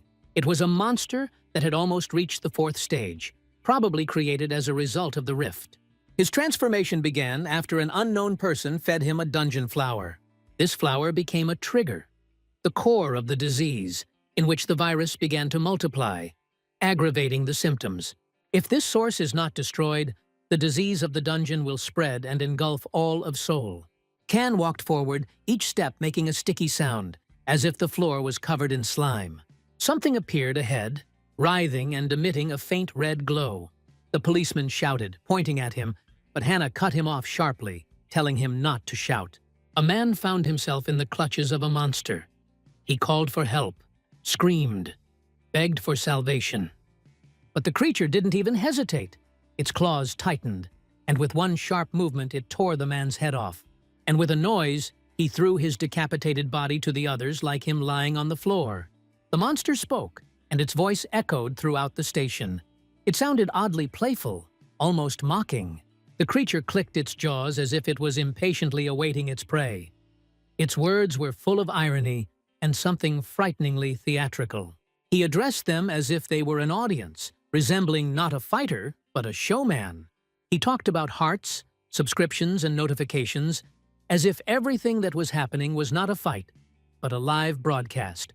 This monster clearly retained fragments of the consciousness of the person it was before the transformation. His speech and behavior indicated a perverted form of self-awareness, as if he still considered himself a star, only now in the arena of death. Mutilated bodies lay everywhere. The ground was soaked with blood. Broken blades, splintered staffs, torn gloves. All this spoke of a brutal and rapid battle. Perhaps it was a creature capable of conscious destruction, unknown to the lower creatures. The policeman peered at the tracks, not hiding his alarm. Can answered the unspoken question by assuming that this was a type of trigger, perhaps a form of hydra that had mutated from eating a dungeon flower. The appearance of the trigger depended on the person's desire before the transformation, and such monsters rarely took the initiative first. Until the collision occurred, it was impossible to know anything for sure. Hannah explored the area, noticing signs of a battle. The battle had happened before they arrived. Everything pointed to the deliberate placement of the trigger in this place. The mana hanging in the air indicated an enemy level higher than 100. The monster's strength was equivalent to a D-class boss of a medium dungeon. The situation was becoming increasingly dangerous. Khan watched the monster, drawing conclusions. The creature moved slowly. Its attacks were not particularly powerful, and at first glance it did not pose a serious threat. However, in the conditions of Dreamside, such a superficial assessment could be deceiving. Here, a high level or impressive characteristics did not mean victory. Enemies might have subtle advantages, deadly buffs, unique fighting styles, or the ability to change tactics depending on the situation. Sometimes even low-level monsters would stump more experienced players, unexpectedly displaying strength that no one expected. Observing the enemy's behavior, Khan suggested that the main threat lay not in his attack power, but in his endurance. Such an opponent is able to withstand many blows without losing the ability to fight, which means prolonging the fight and exhausting the enemy. The monster was too close and suddenly struck with its tail. The group didn't have time to react in time and was thrown back. Chan cursed, realizing the danger of the situation. Kan tensed up. The voice that sounded next to him seemed familiar. An image of a man he had once encountered popped into his memory. He tried to remember where exactly he could have heard such an intonation. The policeman suddenly said a name, Choi Man-gi. Hannah was surprised to hear it. Chan finally caught the familiar manner of speech. This voice belonged to the same blogger, known for his illegal activities. He had already been imprisoned at one point, and the public believed that he was isolated from the world. But if he was really here, it meant one thing. He had escaped. He was live streaming and bragging about the effort it took him to get human flesh. Because of one of his broadcasts, he was to be executed for cannibalism. Many people thought that the meat was fake, like it was poultry, but the examination proved otherwise. It was real human meat. His words sounded defiant and ruthless, and the call to like and subscribe to the channel made everything that was happening even more ominous. Before the transformation, he was in a very difficult situation. His calls to like and subscribe to the channel sounded terribly inappropriate in this grim situation. Suddenly, the monster developed additional arms, which caused surprise and wariness. Kan went on the offensive, facing the monster's unusual speed, which surprised Chan. The policeman realized that it was impossible to deal with such an opponent alone. The monster's mobility was provided by a mass of arms that were intertwined like vines. He created a dangerous slime on the floor that began to come to life.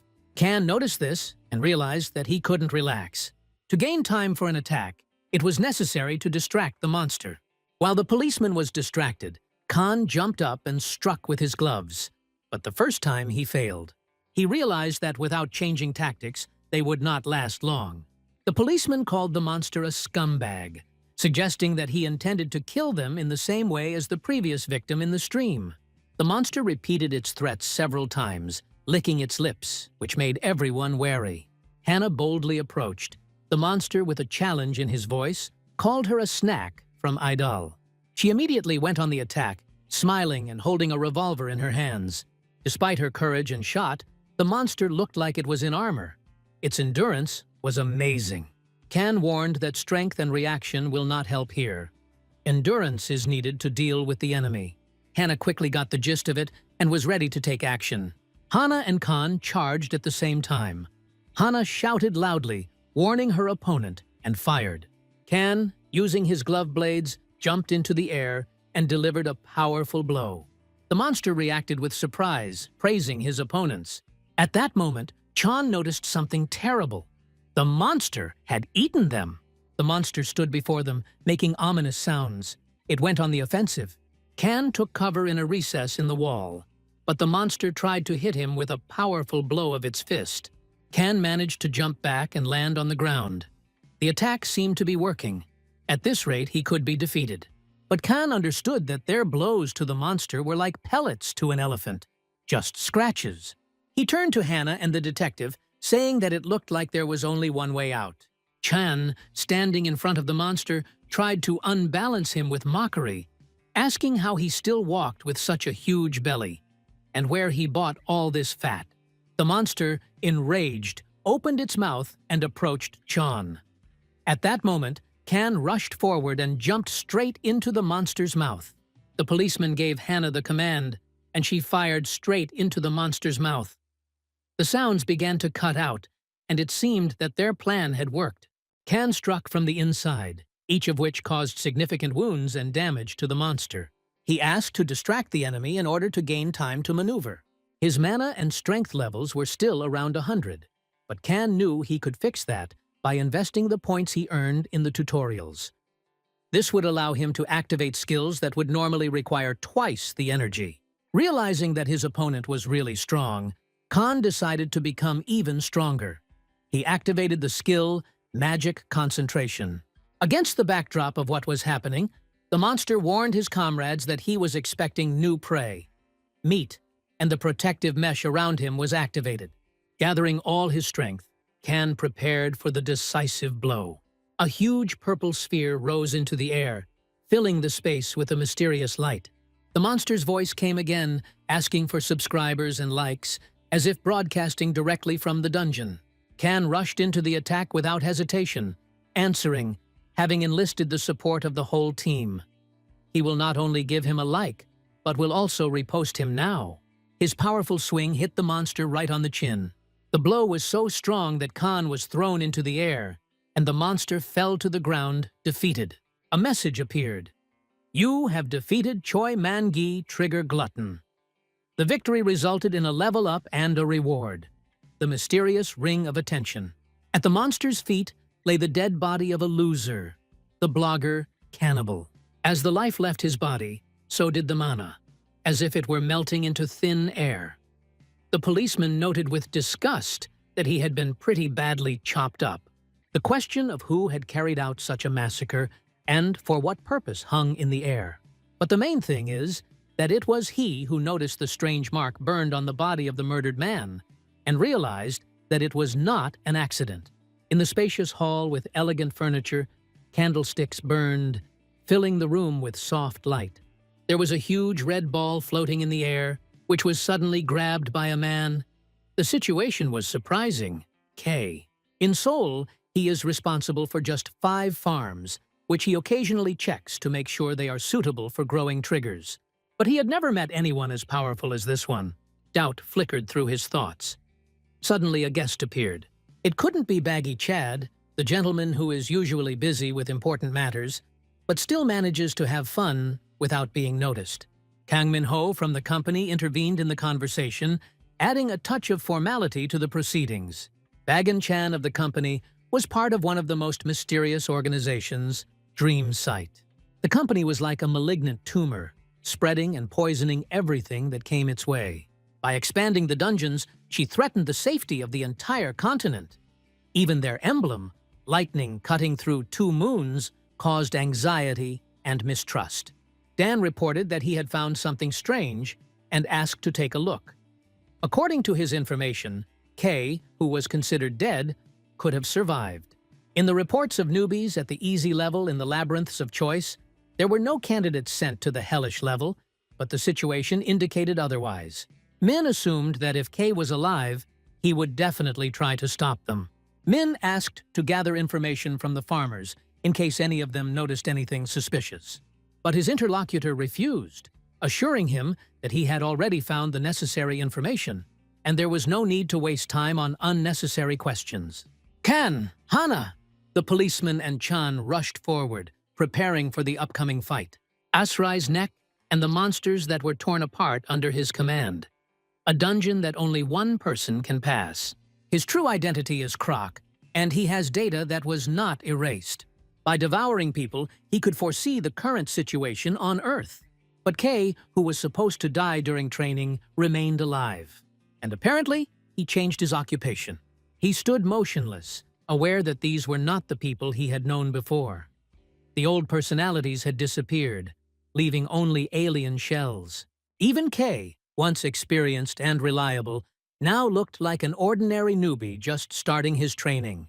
The thought of reporting to management flashed automatically. Such changes could not go unnoticed.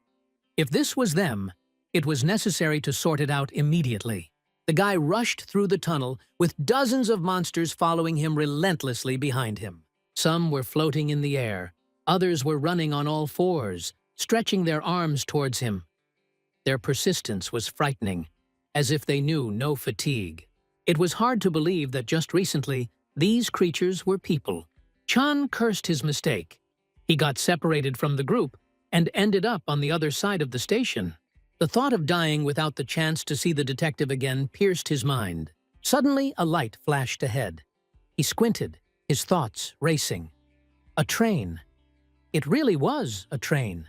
But 3 months have passed since the day the electricity went out. How can he walk? His thoughts were jumbled, but there was no time for reflection.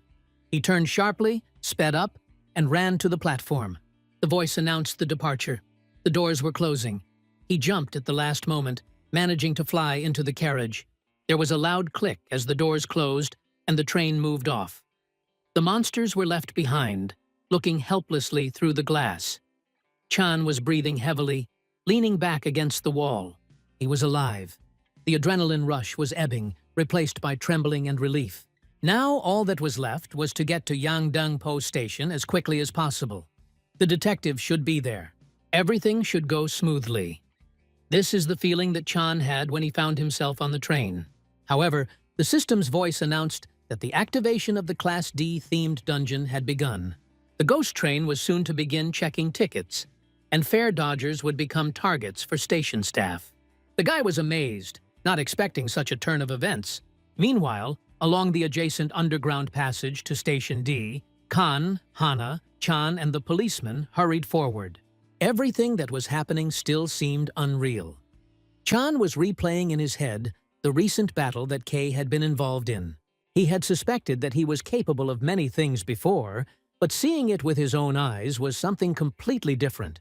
The excitement in his head did not subside. Their Kay turned out to be a real hero. Even with a low level, he was able to defeat the monster. And without him, the entire operation would have failed. Chang allowed himself a goofy smile. Hana watched him with suspicion. She did not rule out that his strange behavior was a possible symptom of infection. It might be too late. The investigator pondered the situation gloomily. What was happening raised serious doubts that anyone else could have survived. He shared his thoughts with Khan, noting how resilient and deadly the trigger was. Escaping from it was essentially impossible. But Khan objected. He was sure that at least one survivor existed. His conclusion was based on observations. The situation resembled a fishing rod with bait. The survivors are most likely already infected, but that may be why they were left alive. Once they come near a certain stimulus, a trigger will go off inside them, and the infected will immediately begin hunting. The triggers did not appear by chance. Everything that happened was the result of someone's intent. The disease progressed, became more and more dangerous. He felt that if his suspicions were correct, and those he thought were behind this were really behind it, then he couldn't wait any longer. They had to be stopped. The company is not just an organization, but something that has gone beyond the usual system. NPCs that over time no longer act according to the script. They went over to the evil side and began to create their own quests, traps, training areas and tests, from which it was no longer possible to escape without losses. Players were lured into carefully crafted scenarios, turning Dreamside into a full-fledged field for experimentation. And everything went according to plan. That is, until one player disrupted everything, Kay logged into the system. Back then, he was just trying to relieve stress by destroying dungeons and breaking the company's structures. At some point, it became his favorite pastime. The company certainly held a grudge. However, it was not worth jumping to conclusions. It was necessary to make sure that this was indeed the same company. Yangdongpo Station lived up to its nickname, Ghost Station. No sound, no traces, only emptiness, silence, and a dull anxiety. Everything looked as if no human foot had set foot here for a long time. The policeman reached the old shelter, opened the tarpaulin, and discovered the cache. Underneath it were things, supplies left last time. Water, food, first aid kits. This was provided in case someone ended up here. Khan noted that inventories are not infinite, and what is found must be distributed wisely. The policeman noticed that someone had probably been there before them. There were barely noticeable traces left here and there. Kang asked about the residents of Panju Station and why they never became players. In response, he heard that at that time there was a serious lack of communication. The internet was practically not working, and most people did not know about the possibility of becoming players.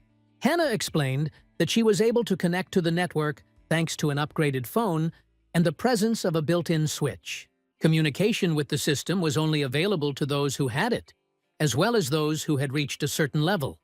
It was not available to ordinary people.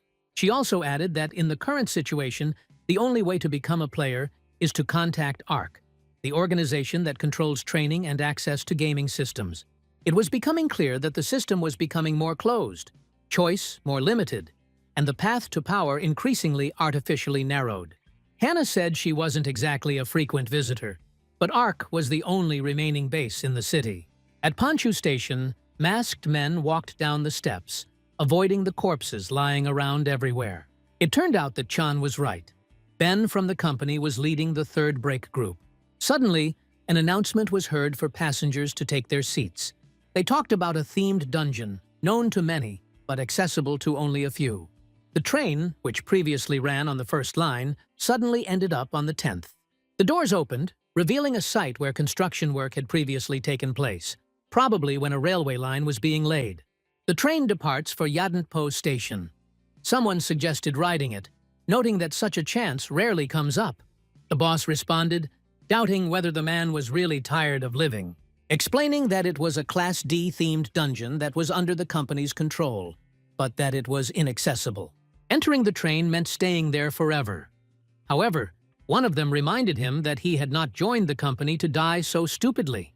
Mr. Ben gave the order to find those scumbags. However, one of them objected, noting the impossibility of this task. Besides, if those guys get on the train themselves, the goblins will do all the work for them.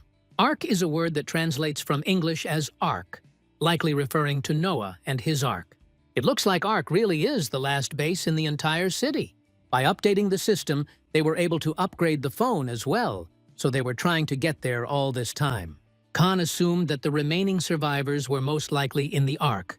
The policeman thought that it would not be difficult to get to them, since they were unlikely to have gone far. At that moment, Khan felt an itch.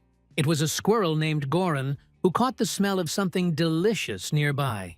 Something suddenly glowed in the darkness, and Khan became alert, sensing the presence of someone nearby. The animal, named Goran, repeated its name, sniffing the air and making light snorts.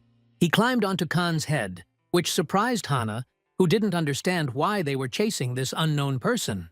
The policeman assumed that he might have mistaken them for a hydra and decided to run away, But Khan noticed that they were talking too loudly, so that the pursued clearly understood that there were people in front of him. Moreover, the detective didn't know that they were now trying to catch up with the survivor from Panzu Station. The runner periodically looked back and sometimes even slowed down, as if trying to lure them into a trap. They found themselves in the waiting room, standing in the middle and looking around warily. Chan wondered why they were brought here. Suddenly, an arrow flew towards Chan, but Khan managed to stop it in time. Smoke hung in the air, and arrows began to rain down from all sides. Khan deftly repelled them, but the number of arrows grew. Hannah raised her revolver and prepared to fight. They knew that the enemy wanted to finish them off. Khan moved forward and struck with his glove. A monster jumped out of the darkness, emitting a hoarse laugh. Khan named it Cobalt and noted that there was a fault underground nearby. Hannah shot and wounded the monster in the arm. Khan did not have time to stop her. The monster was not just a monster. Khan realized that it was a man, which surprised Hannah. The monster roared, and suddenly many similar creatures appeared around them, like little animals, ready to attack. Khan was surprised. The monster asked if they were moneylenders. Chang did not understand what was happening. The little animal introduced itself as Sin Hyunwo and explained that they were not monsters, although it didn't look like it. Khan noticed that the names of monsters were usually highlighted in color, and saw that these creatures had white names. Khan confirmed that they were normal players and that monsters never had white names. Khan asked why they attacked, if they felt hatred towards people. The animal shook his head and explained that all the problems were due to the loan sharks.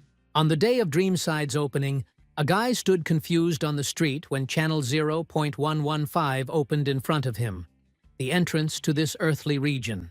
He pressed the button, and the next moment he was running down the street with a strong, long sword in his hands, thinking that it was easier to handle than a machine gun.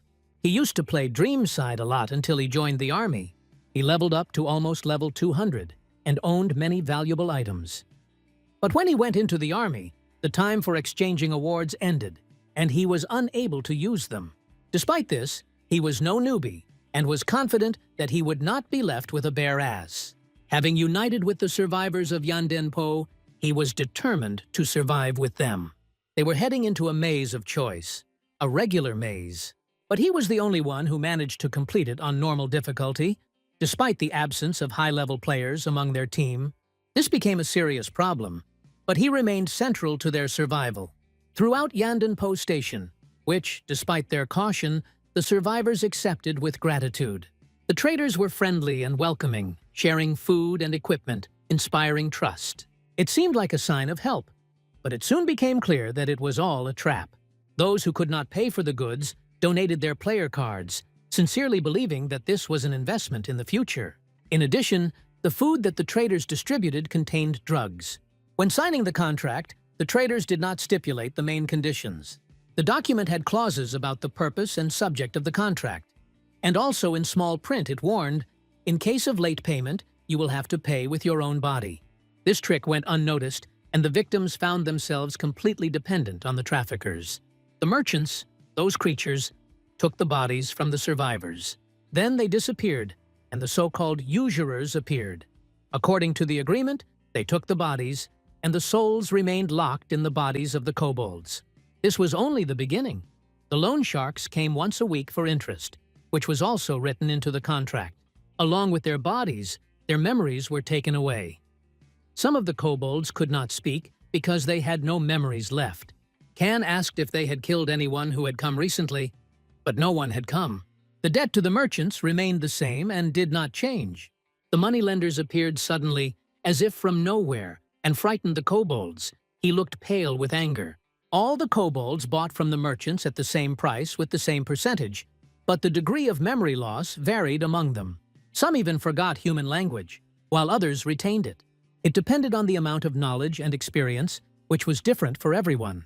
For example, Shin Hyun-wo's memories spanned 23 years of his life, while some had only childhood memories, children who knew much less. Singin continued to fight the moneylenders, although he knew that his strength was significantly inferior to theirs. The fear of the survivors was that once their memories were completely gone, and they forgot that they were ever human, they would completely turn into monsters. Despite this, the system still recognized them as players, because the human soul remained in the kobold's body. The moneylenders, disdaining resistance, attacked the kobolds, sparing no one. When one of the kobolds tried to defend himself with a bow and arrow, the moneylenders easily dodged, but they continued with grenade explosions and gunfire. The kobolds rejoiced, believing in victory, but the usurers harshly reminded them of their power. For any violation or attempt to take anything, death. One of the moneylenders mercilessly killed a kobold, keeping everyone in fear and submission. The moneylender stood in the center and began to attack the kobold, but Khan intervened and struck. The moneylender growled in anger and insulted Khan. At that moment, Hannah fired straight at the pawnbroker, who fell to the ground. Khan confirmed that the shot had not hit him and thanked Hannah. The second pawnbroker growled, preparing for battle. He was strong, had a level 80 wakibi, and was a player, making him a serious threat to his opponents. The moneylender warned Khan not to interfere in his affairs. It was not for the leather ones, but Khan responded by asking if he was not a human. The moneylender was surprised, but Khan decided not to waste time on conversations and went on the attack. He struck with his gloves, grabbed a stone mace, and swung it at the moneylender lying on the floor. Having dealt him a crushing blow to the head, Khan stood over the lifeless body of his opponent. He remembered that to become a goblin, one had to kill one's own parents, and noted that goblins were very different from kobolds. Suddenly, there was a flash behind them, and a monster appeared. Khan reminded them of the childish wisdom that it was dangerous to play with fire. Dragon Eyes mode activated. Wakabe's monster level was 85. He charged, approached the enemy, and slammed his retractable spiked gauntlet straight into the goblin moneylender's face. After the victory, a notification about the level increase and the reward appeared, and dialogue boxes with a document appeared on the screen. A double contract, where it was written that A has the right to coerce, sacrifice, and pay bribes. Everything seemed unfair, as if something important was hidden with the help of a special object. Hannah stood over the body of the dead moneylender. It was quiet around. Dead moneylenders lay everywhere. The policeman noticed a pink glow coming from the bodies, and the kobolds began making sounds, opening their mouths. The situation seemed mysterious and dangerous. Khan realized that if the moneylenders came to collect interest from B again, then all of B's powers would pass to A. The souls of the kobolds merged into one, which meant serious changes. Hannah and Khan decided to hurry. The children were in danger. They ran after the glowing light. Soon, an electric train appeared in front of them, which was still working, although it had previously run on the 10th line. But now it was here. Khan was confused. What the hell was going on? The little animal Goran began to move in the pocket, loudly shouting that he felt there was a lot of food and was asking to be fed to his fill. Khan realized something was up when the train doors opened and an announcement was made asking people to take their seats. The train was leaving soon. It was another dungeon.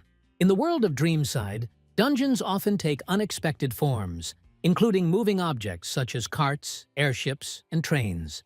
These mobile dungeons appear suddenly and only last for a limited time, offering players rare opportunities and special rewards. The appearance of a train that had not been there before clearly indicated that this was one of these objects. Khan stopped at the entrance to the carriage, watching the mysterious glowing ball that appeared in the doorway. The presence of the ball meant that the dungeon mechanism had been activated. There was no time to waste. The others understood this too, but they were held back by uncertainty. The policeman hesitated, thinking about possible survivors at Banjo Station. However, logic dictated otherwise. Since their arrival, there has been no sign of life here, no sounds of battle, not even any activity from monsters, including the Hydra. Cobalt said outright that no one else had survived, which meant that any hope of meeting other people was fading. A silent tension hung in the air as the train began to sound its voice, confirming its launch. The decision had to be made quickly. The train was most likely the next step on their journey. A new arena, a new test. The policeman, looking gloomily in the direction of the fading glow, hoarsely said that he considered it pointless to chase after something that might no longer exist. In his opinion, the first priority should be to save the children whose souls have just disappeared into the distance. Can nodded. After weighing everything, he recognized the truth of these words. They entered the train carriage. As soon as the doors closed behind the guy, a notification from the system appeared. It said that he had not received a boarding pass. The player, Gongji Wong, level 52, was marked as a stowaway. At that moment, he became a target for the station workers. A goblin jumped out of the shadows, young but aggressive. Gon tried to dodge, but the monster acted quickly and deftly. Despite the resistance, the goblin did not cause serious damage. Instead, he mocked, teased, as if playing with the victim. The situation quickly deteriorated. 2 more goblins appeared. Gon realized that he was not being killed. He was being broken, exhausted. He fell, taking a heavy blow, and the system reported the quest as failed. He officially became a target for the station workers.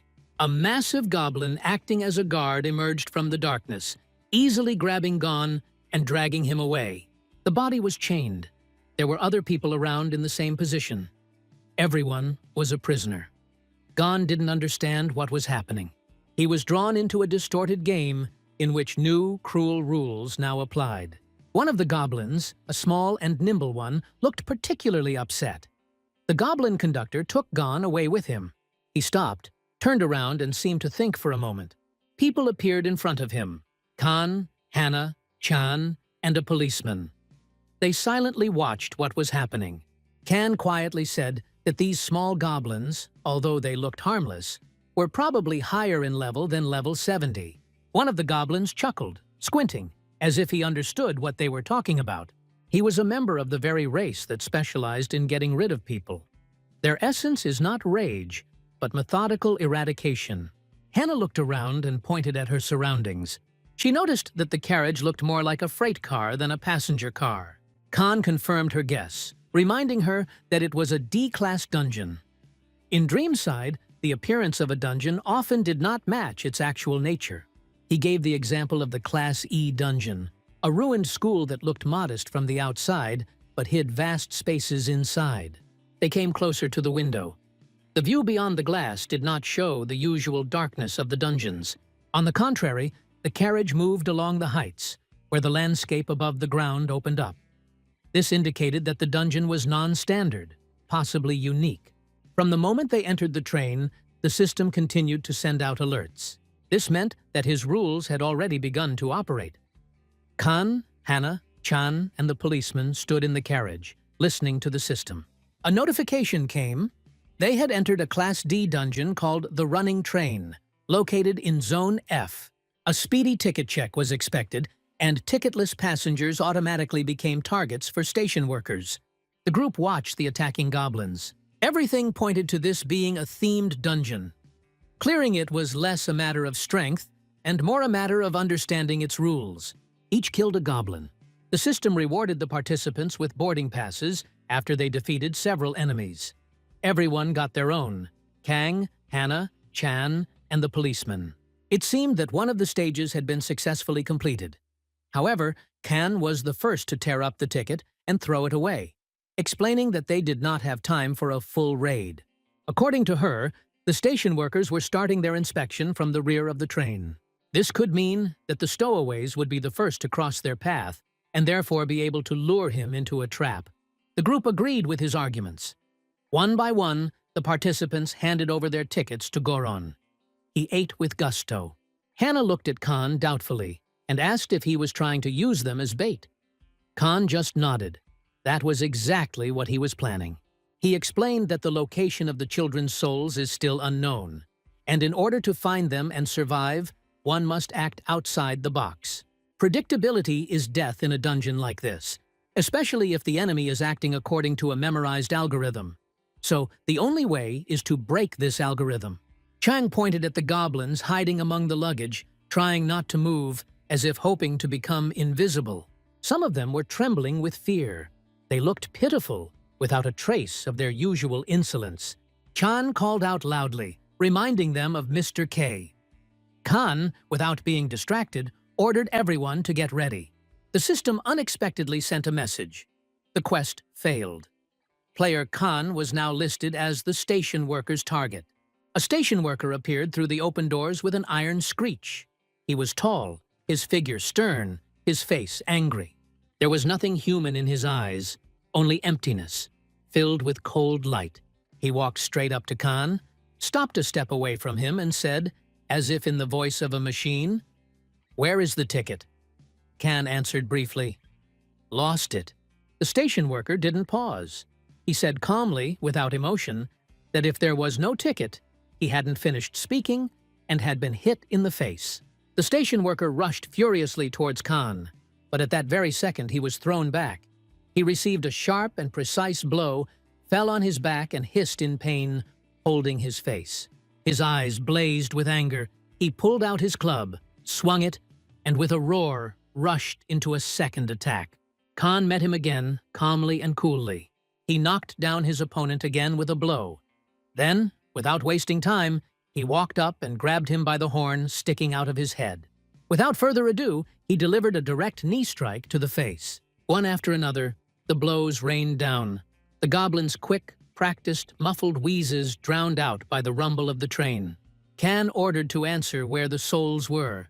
After beating, the goblin confessed that they were in Zone D, where all the merchants gathered. Khan demanded the keys, but the goblin remained silent. He reached into his pocket, but was not going to give anything away. Among the workers' things, Khan noticed a strange object and pulled it out. This caused a strong reaction.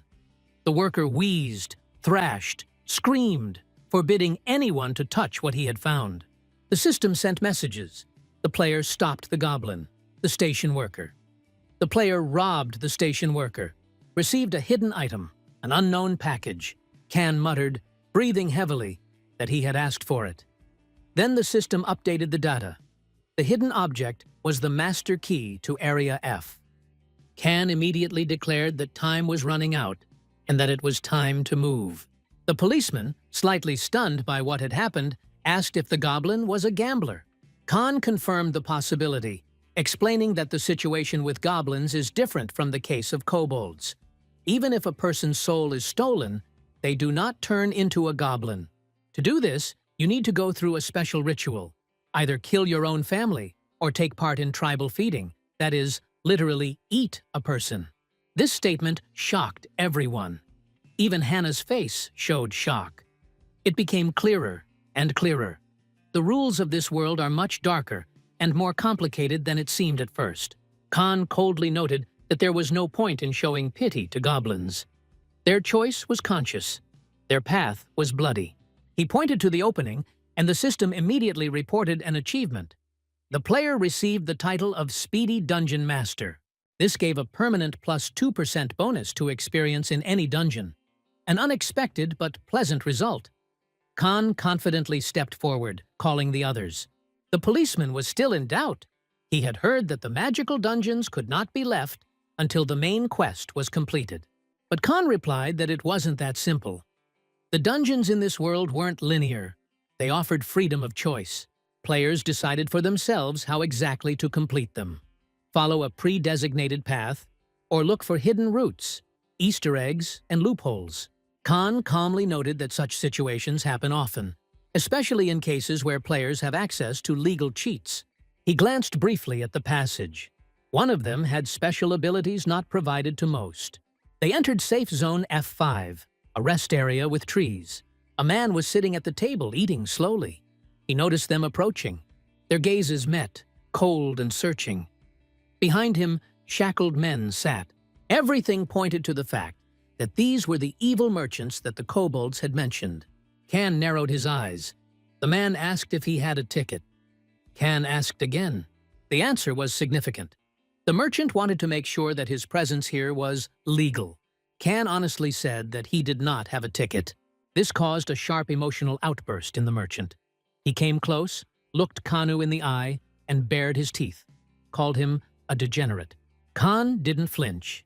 Everything suggested that the safe zone here was a relative concept. Khan remarked that it was too hot today, an odd remark for the circumstances.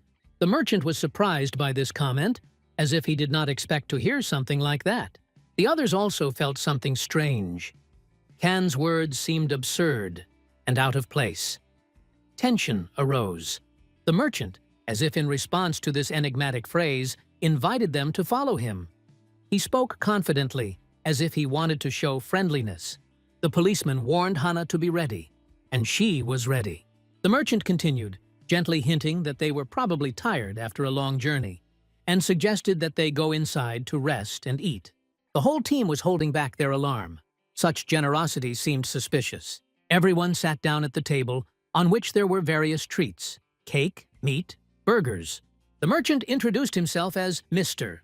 Song and said he was the boss here. Next to him stood Khan, who greeted him with a smile and introduced himself. The policeman asked suspiciously what was going on.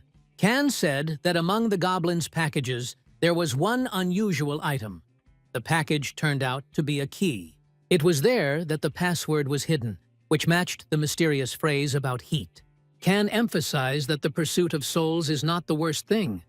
The main task is to find a way to return souls to children. To do this, you need to obtain information about the contract concluded with the merchants. Suddenly, they were attacked by small goblins jumping from all sides. The source of their appearance remained a mystery to the merchant. The merchant indicated that this password was last month. Kan chuckled, thinking about the foresight of the enemies. The merchant ordered to kill everyone, and a fierce fight began. Everyone joined in the fight. Kan continued to strike at the goblins while the merchant watched in surprise and tried to figure out who these fighters were.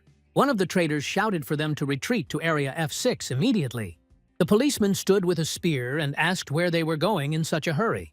The traders were not going to give up and rushed at him with threats, assuring him that he could not cope with them alone. A fierce fight soon began, but the policeman's spear proved effective enough. The traders were defeated and lay beaten on the ground. Kan wanted to resolve everything peacefully, demanding the truth from the merchant. The merchant, insulted and indignant, called them scoundrels for daring to challenge Jack. The player ranked 9th. He laughed and said that Kan now realized what trouble he had brought upon himself by rebelling against such a powerful rival. Kan suddenly burst out laughing, causing confusion among everyone present. He was talking about Jack, the 9th-ranked merchant in the dungeon. Jack was known for rising to the top without fighting. His reputation was divided into two polar opinions. Either he was a terrible person from whom you couldn't borrow money, or an unreliable scammer who makes unfair deals and rarely follows through. At the same time, it was here that one could find the highest quality goods. The main thing is that Jack was ready to follow a client anywhere to sell a product, but then suddenly disappeared, as if he were a mirage. Kan shook the merchant, accusing Jack of stealing his valuables and asking where he was now. The merchant began to foam at the mouth. Kan was shocked and surprised by what was happening. The merchant collapsed to the ground, his soul beginning to leave his body. Kan watched in silence. The other merchants were also dead. Kan drew a parallel with the kobolds. It seemed that everything happened according to a similar scenario. Hannah assumed that Jack was to blame for everything. Kan thought about him with hatred, noting that if Jack behaved like this in the game, then he was clearly a scumbag in life too. Chan was surprised, asking if Jack was really that bad. Hannah couldn't help but call him a pathetic bastard who deceives people by smiling in their faces. Kan clarified that he had deceived her too, to which Hannah confirmed that it seemed so. Kan wondered if Jack had managed to fool all the rankers. It seemed almost impossible. It was impossible to say anything concrete. There was no evidence against Jack. Hannah was sure that she would reprimand him the next time they met, and Kan agreed with her. But before they could think about reprisals, they had to free the people. They came up and began to remove the chains and shackles from the captives. The police officer confirmed that everyone had been released. Kan had almost finished his part of the job when he noticed one guy who wasn't tied up. The guy had a sparkling earring in his ear. A unique item, the Angel Earring, level 300, which can only have one owner. Kan recognized the owner and said his name. It was Jack. Jack sat in front of Kan, raising his hands up in a gesture of surrender. The guy tried to object, claiming that he was not Jack, but that he had bought the earring. But when Hannah put a gun to his forehead, he confessed that it really was him. He said that he had deceived almost all the rankers in an attempt to gain more rewards and now deeply regrets it. On his knees, he apologized to everyone, calling himself Jack. Khan explained that this is not about the past in Dreamside, but about events happening now. Jack apologized and named Kay, surprising everyone. Khan asked how Jack knew his identity. Jack laughed and admitted that he had been following Khan using a GPS device that was tracking a specific player. He exchanged this sensor for items and admitted that he was able to earn good money with Khan, calling him his talisman. Jack is only 14 years old and a schoolboy, which surprises the policeman and Chan. Jack mentioned player Clark and admitted that he wanted to tell Hana something. He is a big fan of hers. Hana was surprised when Jack admitted that he knew she was Clark because he went to meetings with her fans all the time. At first, Jack thought Clark was an older man with a beer belly, but it turned out differently. Khan asked who this imposter was that was mentioned earlier. Jack explained that the one who was impersonating him and ruining his reputation was his accomplice, an imposter. Jack only recently learned of its existence, having spent the last 3 months wandering around the city aimlessly while the GPS was down. Then the merchant robbers approached him and told him about the second Jack. Despite the suspicious terms of the contract, he agreed to cooperate with them after learning that the angel's earring could be used to break the contract. Later, Jack realized that he could make good money with the traders and began to look for them to find a fake one. It was also revealed that Sondok came here to join the auction house set up by the imposter. The house resembled a black market in the newly opened areas of Zone D5, where rare items from a secret vault were sold. Khan concluded that these people were going to be sold at auction, which caused alarm. Jack reminded them that the traders they met were red players. Usually, after the death of red players, they drop items and give experience, like monsters. But these merchants remained alive. It was just that their souls moved to other bodies. In essence, these people became a kind of vessel for souls, an additional life. The organizer of all this was a man who was popularly called the Goblin Master. But in fact, he was the same fake Jack. Khan was surprised. There is strict subordination in the goblin hierarchy, and only the strongest goblin rules over all the others. Lycan, the owner of the goblins, was even able to subjugate the king of these creatures, and this is what started all this trouble. Khan noted that their main goal is to find the owner of the goblins. The policeman reminded them to hurry. Hana assumed that they should now enter Zone E. Jack came up with an idea. He said he knew a shortcut and would explain all the details along the way. They climbed onto the roof of the carriage. That's where the shortcut was, which made Khan angry, but Jack insisted it was faster. Jack said he knew which car was heading to the black market, where he could find out more. Khan approved the plan and thought about his next steps. A system message appeared. They were in a hidden area on the roof of the train, where the hidden quest, Night of the Four Gods, had begun. Khan noted doubtfully that the road should have been safe, to which Jack responded by admitting his guilt. Soon, monsters approached them. High-level 72 Spectra. A fierce battle began right on the roof of the carriage. Khan tried to strike, but quickly realized that physical attacks had no effect on the ghosts. Jack suggested that special skills were needed to combat the Spectra. Activating the Calm skill, Khan began to concentrate mana into his strikes, gradually strengthening his attacks. After a tense fight, the Spectres were defeated, and Khan noted that now all that remained was to deal with the remaining enemies. Khan was left alone on the carriage and began calling for Jack, but he appeared only in a translucent form. Jack reminded him that he could make himself almost invisible, which is how he got the nickname Mirage. He immediately switched to the important thing. He needed to deal with the ghosts. Khan expressed doubt. A new threat appeared. If all the ghosts were destroyed, their mother would appear, a banshee that poses a much greater danger. Jack raised his eyebrows in surprise. Khan continued speaking, pointing out that it turned out that the shortcut had been right here all this time. Now, they had a new plan of action that could change the course of their mission. At this time, Hana continued to repel the attacks of the monsters, shooting from a revolver and expressing dissatisfaction with what was happening. Suddenly, Khan appeared behind her and warned her that running away and fighting the monsters was useless. Hana responded sarcastically, Policeman and Chan tried to understand the situation. Khan explained that if all the specters are destroyed, a boss will appear in the tower, Banshee, which is currently impossible to fight. However, Khan noted that it could be useful if the situation was used correctly. Chan and the policeman were surprised by this thought. A little later, the monsters continued to advance, creating a tense situation. At that moment, Chan screamed, and a message appeared on the screen saying that his defense had decreased by 7%. Chan panicked and begged for help and began to run away, with a police officer quickly following him. Before that, Khan asked Chan to lure the specter along with the detective, to which Chan confidently replied that he could handle it. Chan ran away, screaming words of horror, cursing at Kay, at the sight of the multiplying enemies and the unexpected number of monsters. Fake Jack was sitting at the table, lazily sipping his wine, when a fight appeared on the screen in front of him. He watched the proceedings with mild disdain until one of the players, designated B-25, broke through the wave of enemies and claimed victory. At this time, a monster approached him, one of his subordinates, controlled with the help of a goblin hat. He silently held out the package.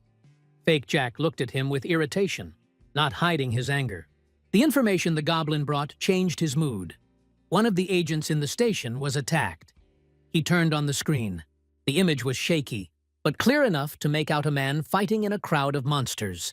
On the screen in front of the Fake Jack, an image of a beaten conductor lying unconscious at the edge of the platform flashed. There were two more standing nearby, and figures of other players were flickering a little further away. Fake Jack narrowed his eyes. He raised his eyebrows, recognizing the silhouette. The conductor was considered virtually invulnerable, a being of a level that not every ranker dared to mess with. But now he was defeated. This meant only one thing. They were up against experienced and well-organized players. Fake Jack peered into the face of the girl who appeared on the screen. Her jerks, her movements, the revolver in her hand, and her signature sharp style. He froze. It was Hannah. The realization hit him instantly and sent him into a fit of laughter. He ordered the entire group to be tracked down immediately, with special emphasis on the girl. She had to be captured alive. The rest could be eliminated on the spot. Inside carriage D6, the atmosphere became more tense with every passing second.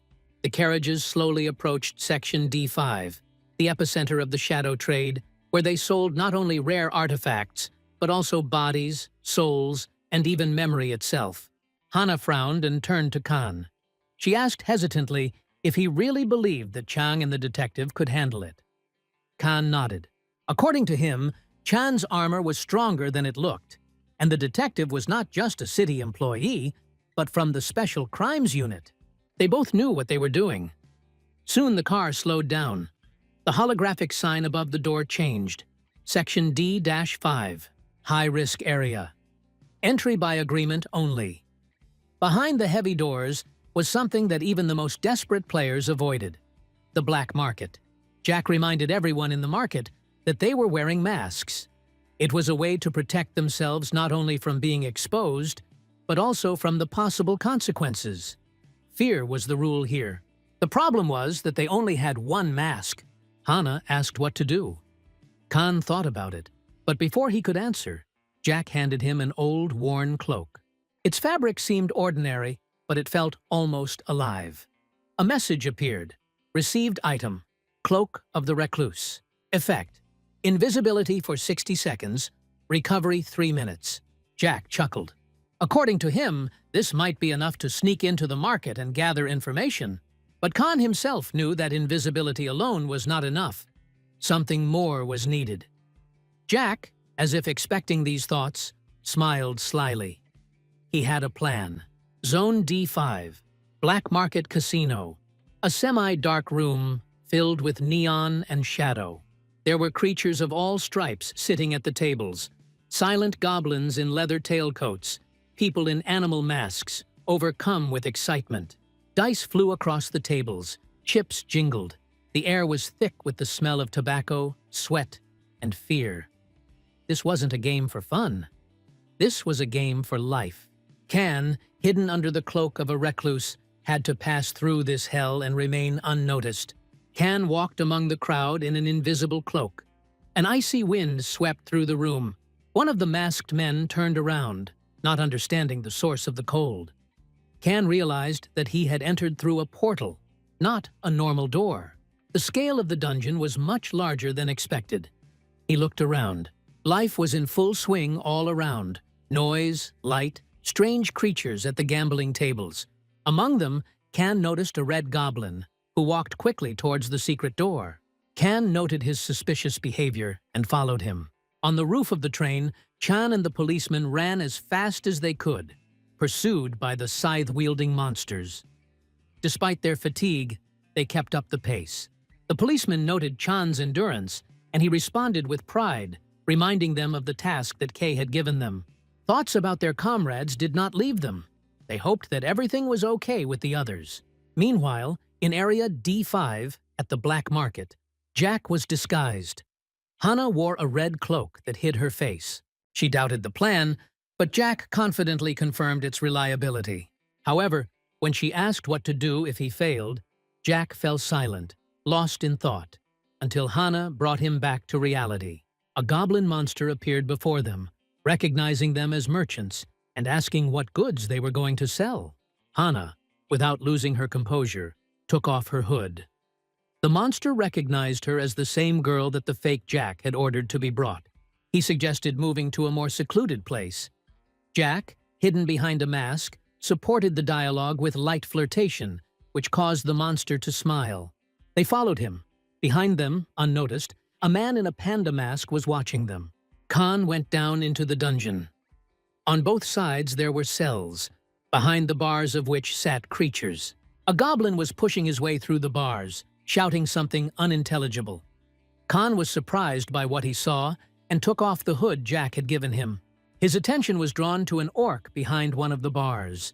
He had never seen anything like that before. Loud shouts of monsters were heard nearby. Two creatures were driving a new batch of captives. Can realized that he was in the very lair where the victims of the contracts were held. Among the prisoners, he noticed a familiar guy, Gonji, the same one with whom we fought against the skeletons. He was conscious, but looked bad. Can realized that time was running out. He would have to contact the detective. But a little later, now there were still urgent matters to attend to. He promised himself that he would return soon and ran on. Can moved silently through the corridors of the dungeon, trying not to attract unnecessary attention. He was thinking about his next step. Now he would find the goblin who was rummaging around in these affairs. Soon, a target appeared ahead. A goblin with a massive hammer, clearly guarding the passage. Can realized he had found it. He sped up, came up behind him, and at the last moment jumped up, raising his hand with the glove. The goblin became alert when he heard the strange sound, but did not have time to turn around. A powerful blow landed right in the face, throwing him back. Meanwhile, Jack and Hannah followed the monster, step by step approaching the massive door. Jack assumed they were being taken to the auction house. As they approached, the monster stopped and said they had arrived. The door opened, revealing a room in which stood the fake Jack with a wide grin on his face. Hannah was surprised to see a third-rank goblin in front of her, while Jack recognized him as an imposter. He noticed a strange hat, the same goblin hat that made the monsters so easy to obey. Fake Jack made a mocking remark about Hannah, then disdainfully scolded Jack's appearance by summoning a lichen. But before he could do anything, the real Jack stepped forward and tried to engage in dialogue, calling him the main merchant of the dungeon. Fake Jack noted that he had been recognized and took it with interest. Eventually, he offered Jack a drink, holding out the bottle. The real Jack accepted the offer with a slight smile, seeing no reason to refuse. Hannah, real Jack, and fake Jack were sitting at the table. Fake Jack was insisting that there was no poison in the drinks, trying to relax the atmosphere. The real Jack explained that he was looking for an exclusive sales agreement for a client who wanted quality goods, but didn't want to deal with an auction house. He showed a system window with 10 million gold, which surprised Hannah. The amount seemed impressive. But it's not surprising, given the real Jack's reputation as one of the dungeon's best merchants. Fake Jack was skeptical about the offer, saying that the amount was small and that he would like to see a more reliable client. The real Jack noted that the client's identity was kept secret, but he was a well-known person from the Ark. This clue seemed familiar to fake Jack, and he asked for the prepared papers, stating that he was prepared for such a turn of events in advance. The real Jack agreed to sign the contract, realizing that the negotiations had reached a decisive stage. The contract was signed and the deal was completed. Suddenly, a drawing of a chain appeared on the real Jack's wrist, causing him confusion. Fake Jack explained that this was a guarantee to prevent cheating and announced the activation of the double contract. A message has appeared stating that the real Jack's body and inventory now belong to another player, a player named Jack. The real Jack was shocked to realize that he was now being controlled by another person. Fake Jack, pleased with the situation, was suddenly attacked by monsters. A scythe was put to the fake Jack, but the monster lichen came to the rescue, successfully repelling the attack. A message appeared about the victory over the spectrum. Fake Jack mockingly noted that those who hoped to defeat the lichen with ghosts were very wrong. Fake Jack ordered Kanu to finish everyone off. The monster and the goblins immediately went on the attack. Chan and the police began to fight back, arriving just in time. Fake Jack screamed threats and activated the double contract. The chain on Jack's wrist began to glow. Real Jack growled, insisting that he was fine. Fake Jack was shocked when Real Jack tore up the contract. The bracelet disappeared. A quarrel broke out between them, but soon a message appeared about the complete destruction of the Spectra. At that moment, Banshee's mother, the D-Class boss and harbinger of death, appeared, causing the fake Jack to become frightened and turn around. Meanwhile, the dungeon was shrouded in darkness, and the red monster lay on the floor, emitting a sullen growl. Can made him stand up and demanded answers to his questions. The monster said that the double contracts were kept by the boss, the owner of the goblins, who turned out to be Mr. Jack. He obeyed Jack because of the goblin cap he received back in the days of the first Dreamside. Can was surprised and asked the last question. Where is Jack now? The monster pointed to Area D10, explaining that he himself was a human who had been tricked into becoming a goblin and forced to serve under the Hat's rule. A message appeared stating that Can had just defeated a second-tier goblin guard. Without wasting any time, Can turned around and ran on, hurrying towards his goal. Banshee, the mother of the Reapers and the boss of Class D, floated in the air in front of Police Officer Chan and his team. Her eyes glowed with a mysterious light, and various voices began to be heard around her. The cries of dead people, desperate requests for help, and pleas for mercy. She was not just a ghost, but the embodiment of all the spectrums. The police felt this haunting howl coming from her. Despite the Banshee's fearsome power, Lycan mused that such a ghost could be a valuable ally. The monster stood in front of Banshee. False Jack laughed and showed confidence in his abilities, as he could subdue even ghosts like her. He believed that the attack on him was a big mistake on the part of his opponents. At his command, Lycan, clutching his weapon, rushed to attack Banshee. The shockwave caused by their collision was so powerful that the goblins around them fell to the floor, and the barrier protecting them only lasted for 3 seconds. Despite this, the police understood that it was better not to interfere in this fight. The Banshee, hovering in the air, noted with disdain the pitiful state of the Lycan, a king without a kingdom. Suddenly the wind brought a loud cry, and goblins ran to the scene of the battle, worried about the fate of their king. The Lycan and the Banshee approached each other, their eyes met, and a furious battle began. Banshee was very fast and deftly blocked Lycan's attacks. He tore the chains with effort. Fake Jack watched the fight with irritation, surprised at the strength of his opponent. He egged on Lycan, demanding his master's protection, to which Lycan was ready to respond with all determination. Lycan grabbed the chain and began swinging it around Banshee's neck. She remained calm. A jerk, and Banshee, chained around her throat, flew into the air. Lycan threw her to the ground. She hit the ground and stayed down. Lycan pulled the chain. It sank into her throat. Suddenly, the chain broke. A message appeared about the defeat of the hidden boss, Banshee. Lycan stood in a pose of victory. Hana watched him, then tried to shoot, but the bullet did no damage. A message appeared about the monster's health regeneration. The monster quickly recovered as it approached them. Jack noticed that something was wrong. It was indeed him. Hana and Khan watched the monster. Chan smiled, and so did the policeman. The banshee's skull lay on the floor. Jack received the mantle thrown by Khan and caught it. Khan immediately jumped into action, using gloves to strike. Hana noticed that he fought despite the lack of an arm. After all, he was a third-rank goblin. The policeman offered to deal with the double contracts, and Jack assured him that he would sort them out. Jack took the contracts out of his inventory. The real Jack explained that the angel earring, which caps at level 300+, reflects lies back at the liar. A chain appeared on the fake Jack's wrist. Now the real Jack had the right to dispose of the fake Jack's body and things. The goblin's hat disappeared from the fake one and ended up on the real Jack. Fake Jack ordered the real one to be killed. Jack warned, "The hat cannot be used without reason. Goblins are soul-bound to their original owner. The only way out is to defeat Lycan." Khan fought Lycan, throwing punches, but was hit hard and crashed into a wall, leaving a large dent. He knew that he had little chance against such a powerful D-class monster unless he tried to knock it down. The real Jack shouted that he had the hat.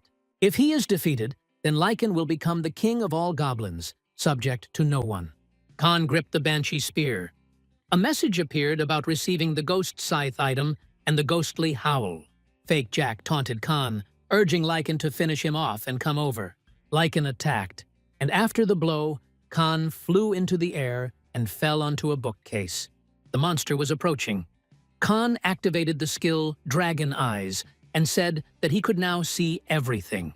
Khan stood in the middle of the room with a spear, ready for the final push. He raised his weapon, but immediately received a powerful blow and flew back, barely keeping his feet. Activating the Dragon Eyes, he assessed the situation and realized that with a D-class boss like Lycan, he wouldn't last long head-on. He needed a pinpoint attack. Khan shouted to Hana, and she instantly took aim and fired her revolver. But the monster only grinned. "It's no use." Fake Jack grinned, considering their attempt futile. However, suddenly, the false one noticed that the body seemed to come to life under the control of the new owner. The real Jack ordered him to remain silent, in complete control of the situation. Khan caught the moment when Fake Jack came too close, and he dealt a powerful blow. The golden magic chain that bound Lycan was broken. The monster, freed from its shackles, was stunned, but then exclaimed, "Jack is not the king. He does not obey anymore." At that moment, Lycan's growl caused all the goblins to kneel. Fake Jack tried to intervene, but was hit hard in the face and fell to the floor unconscious. Victory was near. Fake Jack lay unconscious on the floor, his body slowly ceasing to resist. The Lycan looked down at him, decided that he was no longer worthy of the title of king, and struck, blood staining his hand. Lycan then turned his attention to Khan and threatened that it was now his turn. Khan, however, was in no hurry to join the fight. He calmly put the goblin hat on his head. At that moment, the system notified that Khan had become the new Goblin King and had gained power over the souls of his subordinates. Golden magical chains wrapped around Lycan, restricting his movement and causing him to become enraged. Despite this, the hat stopped working. Lycan stopped obeying. Khan noticed this and activated the Dragon Eyes, sensing that the monster's body contained a special secret that could lead to victory. Preparing for the final blow, he was determined to end the battle. The monster fell on its hands, making hoarse sounds. Its eyes glowed red, and it opened its mouth, letting out a roar that scared the goblins. He grabbed one of them straight from the ground and raised it high. The real Jack realized that the situation had become critical. Khan noticed how the monster brought the goblin to its mouth and felt that it was mocking them. Even the monster's severed arm had already managed to recover, which caused Chan's admiration. Khan sternly demanded that the monster focus on him. The monster picked up the fake Jack, who, to everyone's surprise, was still alive and barely showing signs of life. The real Jack realized that he had been chosen as a victim from the very beginning. The monster brought the fake Jack to his mouth, and he didn't seem to resist. Suddenly, the system gave an error, and everyone started to panic. A whirlwind appeared in the air, and suddenly, a subway train appeared. The monster appeared on the roof of the carriage, and Khan looked up and noticed a change. The real Goblin King, a mysterious and unknown boss. The warehouse's luggage compartment was filled with enough things to last a week. The man in the big panda mask gave the order to put everything in the inventory. The subordinate in the panda mask confirmed the order. There were no goblins around. Everything had gone too smoothly. Hurry was still necessary. People from the National Intelligence Service, Kim and Seok, discussed the situation. The Ark was in crisis. It was necessary to quickly collect everything necessary. However, the scouts' attention was drawn to the survivors, chained up, victims of human trafficking. The boss firmly rejected the idea of staying late, reminding them that there was no time and that it was important to take only food with them.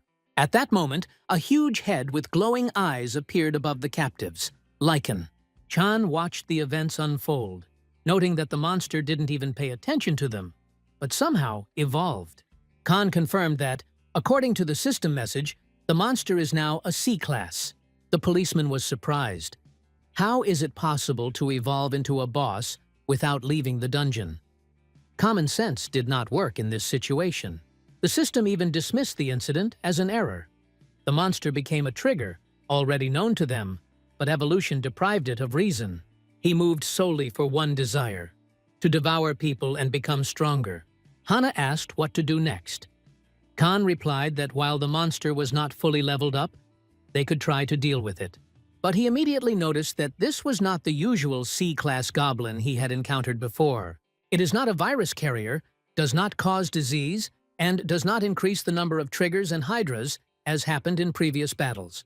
The team failed to defeat him. Khan remembered how he used to play the first version of the game, where there were studies on the evolution of mobs through interaction with spores, but everything ended in failure.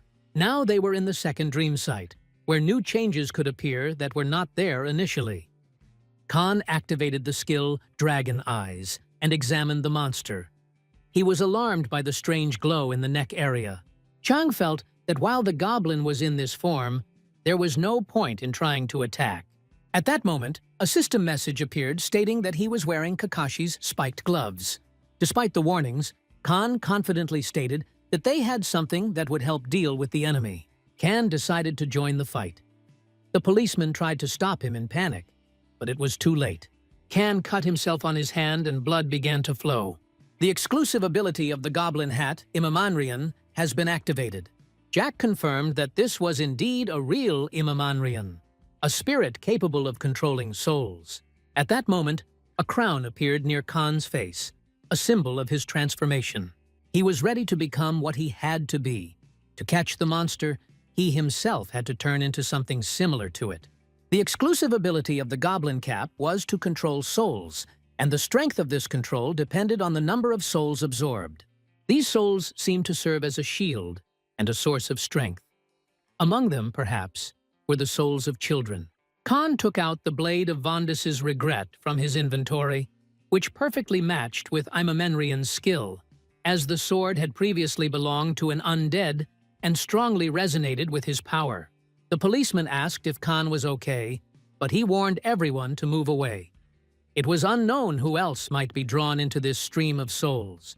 The abilities level varied depending on the number and type of souls that Khan controlled, and now he clearly absorbed many other people's souls, not of his own free will.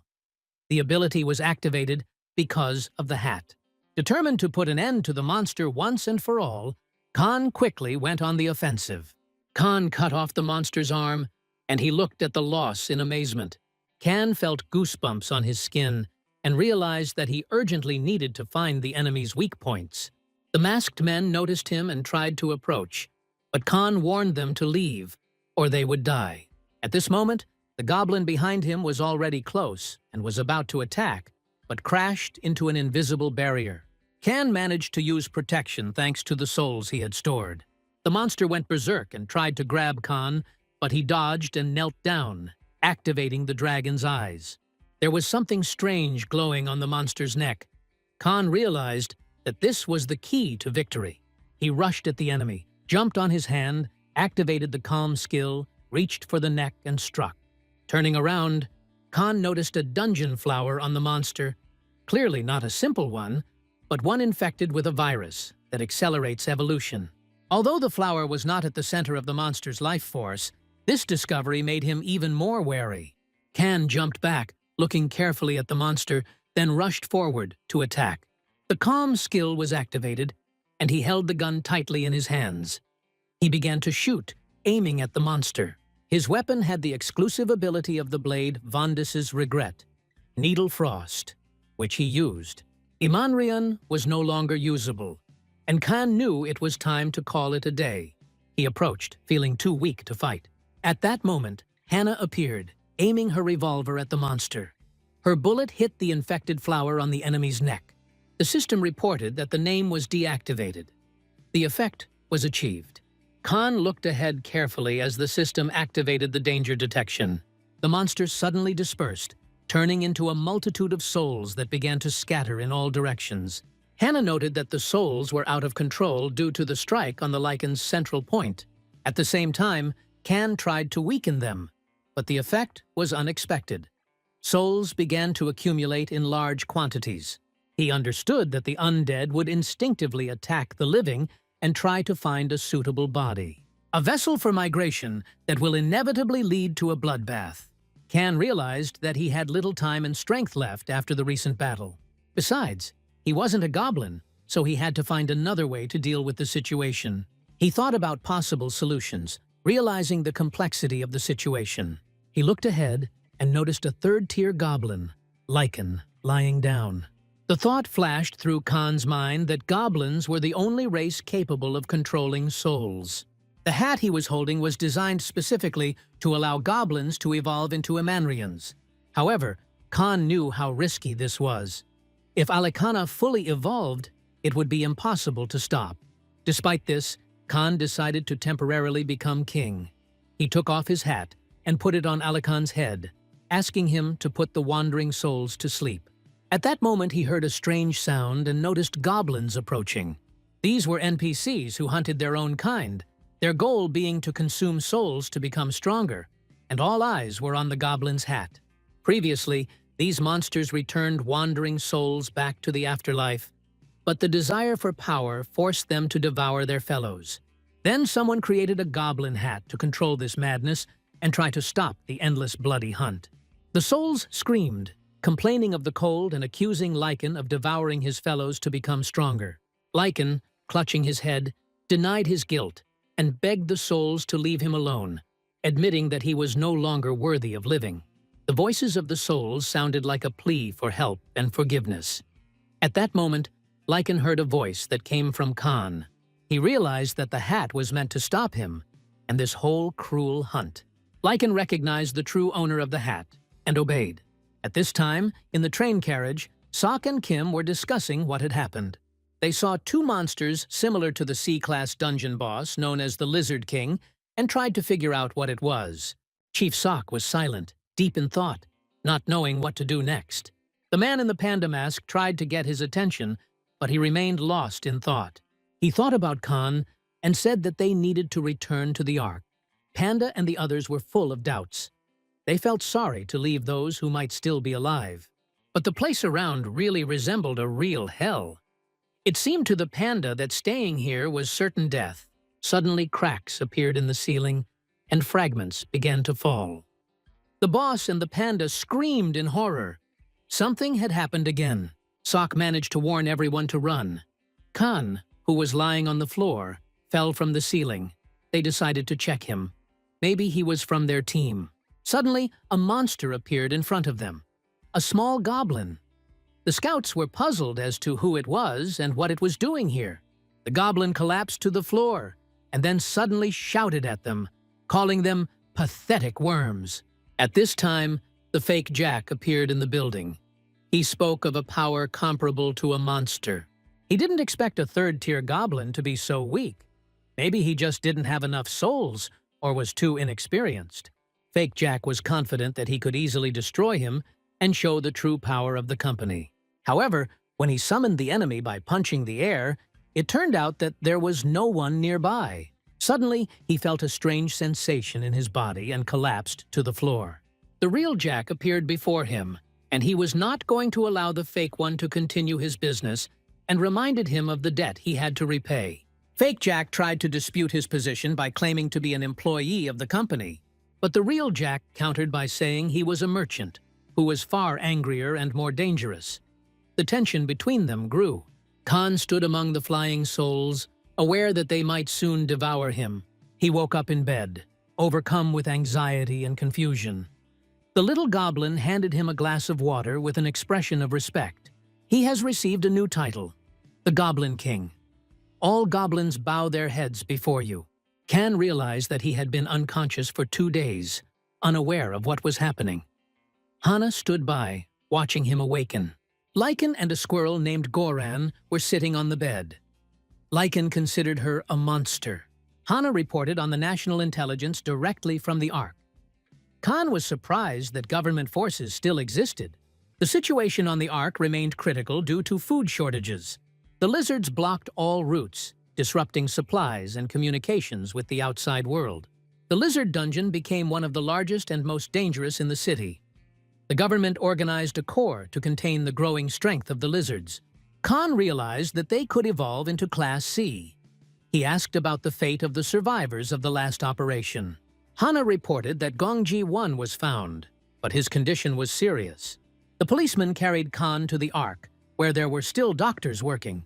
The rest decided to stay put, seeing no other choice. The little goblin awaited new orders from the king. Khan inquired about the fate of the souls, especially the children's. Lycan confirmed that all the souls remained safe. He explained that the souls were mixed up inside the goblin's hat. It was impossible to extract a specific soul. The goblin cap no longer belonged to the Lycan. As long as the king lived, the cap would be in his power alone. Khan noted that Lycan's name was still glowing white, deducing that he was no longer a threat. The cap could not be returned due to the loss of the king's power. Lycan tried to put the souls to sleep by sacrificing his own powers. The way out seemed impossible without a new form of greatness. Lycan mentioned that the growth of royal greatness was needed. Khan was surprised to hear such words. He knew what they were talking about. Jack entered the room. Everyone was surprised to see Jack. He had returned straight from the Ark. Khan asked about the detective. He was still inside. Gongji-1 was in a serious critical condition. Kang couldn't believe that the pseudo-Jack had also survived. He suspected that the pseudo-Jack was connected to the angel earring. The real Jack admitted that he had drawn up a terrible contract. Khan noted that Jack's deal seemed too clean. Angel's earring prohibited lies for both sides of the deal. Her level was 300. Any lie would backfire on the person who told it. Khan began to suspect that something was wrong with this. He couldn't understand how Jack could trick him with the earring on him. The real Jack laughed and explained that there was an exception. He served his punishment before the awards were closed. Khan cursed, but decided to get to the point. He asked Jack if he had learned anything about the company. Jack said that the pseudo-Jack had lost his memory. He probably took some kind of drug to protect secrets. At that time, pseudo-Jack was holding a heavy object in his hands. Khan asked Jack what he knew about the King's Majesty. Jack stated that Khan needed the goblin horns to control souls. It is the horns that allow goblins to control souls directly. He mentioned that he knew where to find items made from goblin horns. National Intelligence has made an official request. Not far from their current location is the Bermuda Zone. Hannah was surprised to hear the name and remembered the rumors. The team of players from the Ark that went there disappeared. The group's captain, Kim Kangriol, had an accident in the area and sent out a distress message before disappearing. Last words, danger. Goblins high ball. The Bermuda area is officially considered goblin-related. Jack said that the intelligence service had instructed them to investigate this place. Khan thought about the words about the goblin ball. If the artifact was made of horns, it would enhance the King's Majesty. He didn't know what exactly this majesty meant, but he felt the power. Khan realized that with this artifact, he could become even stronger. He noticed that his level had also increased after the battle. Completing the D-class dungeon gave him a decent boost. Now he can use Vandis's Blade of Regret. Mamon Ryan's skill doesn't work. The blade will do. His status, Kang Seong-jun, level 59. Job, slacker. Can decided it was time to move on to the next goal. He asked where to look for the mysterious goblin ball. Jack replied that the place was in the Chamshil area. The entry point is a hidden fair, tucked away in the old quarter. The fair was deathly quiet, but tension hung in the air. The boy called for the captain, the girl called for hurry. Captain Kim Canrell arrived running. He was perplexed when he saw the lizards. The lizards should be in the Ark. That was out of the ordinary. He didn't remember any reports of a breakout from the dungeons. In front of him were bosses, orcs, evil spirits, all in one place. The scale of the threat was abnormal. Too many monsters. The captain rushed on, not slowing down. The boy and girl peered out from around the corner, trembling. He ran up to them, covered in sweat and dirt, his thoughts focused on the strange spherical relic. He asked about the item. The guy called it the Goblin Ball. The guy remembered seeing it in the first dream side. The captain realized that this thing was not just a trophy. Monsters do not carry artifacts that are incompatible with their nature, so someone or something made them do it. The guy said their lives were in danger. That's what matters most. He insisted that they had to focus on getting back. The captain was sure that they would get back at any cost. He knew that they couldn't retreat, but they couldn't die either. This place turned out to be a trap, carefully prepared. They must find a way to close off access inside forever. No one must repeat their mistake and end up here. The entrance must be sealed before it is too late. Khan, Hannah, and little Lycan exited the carriage.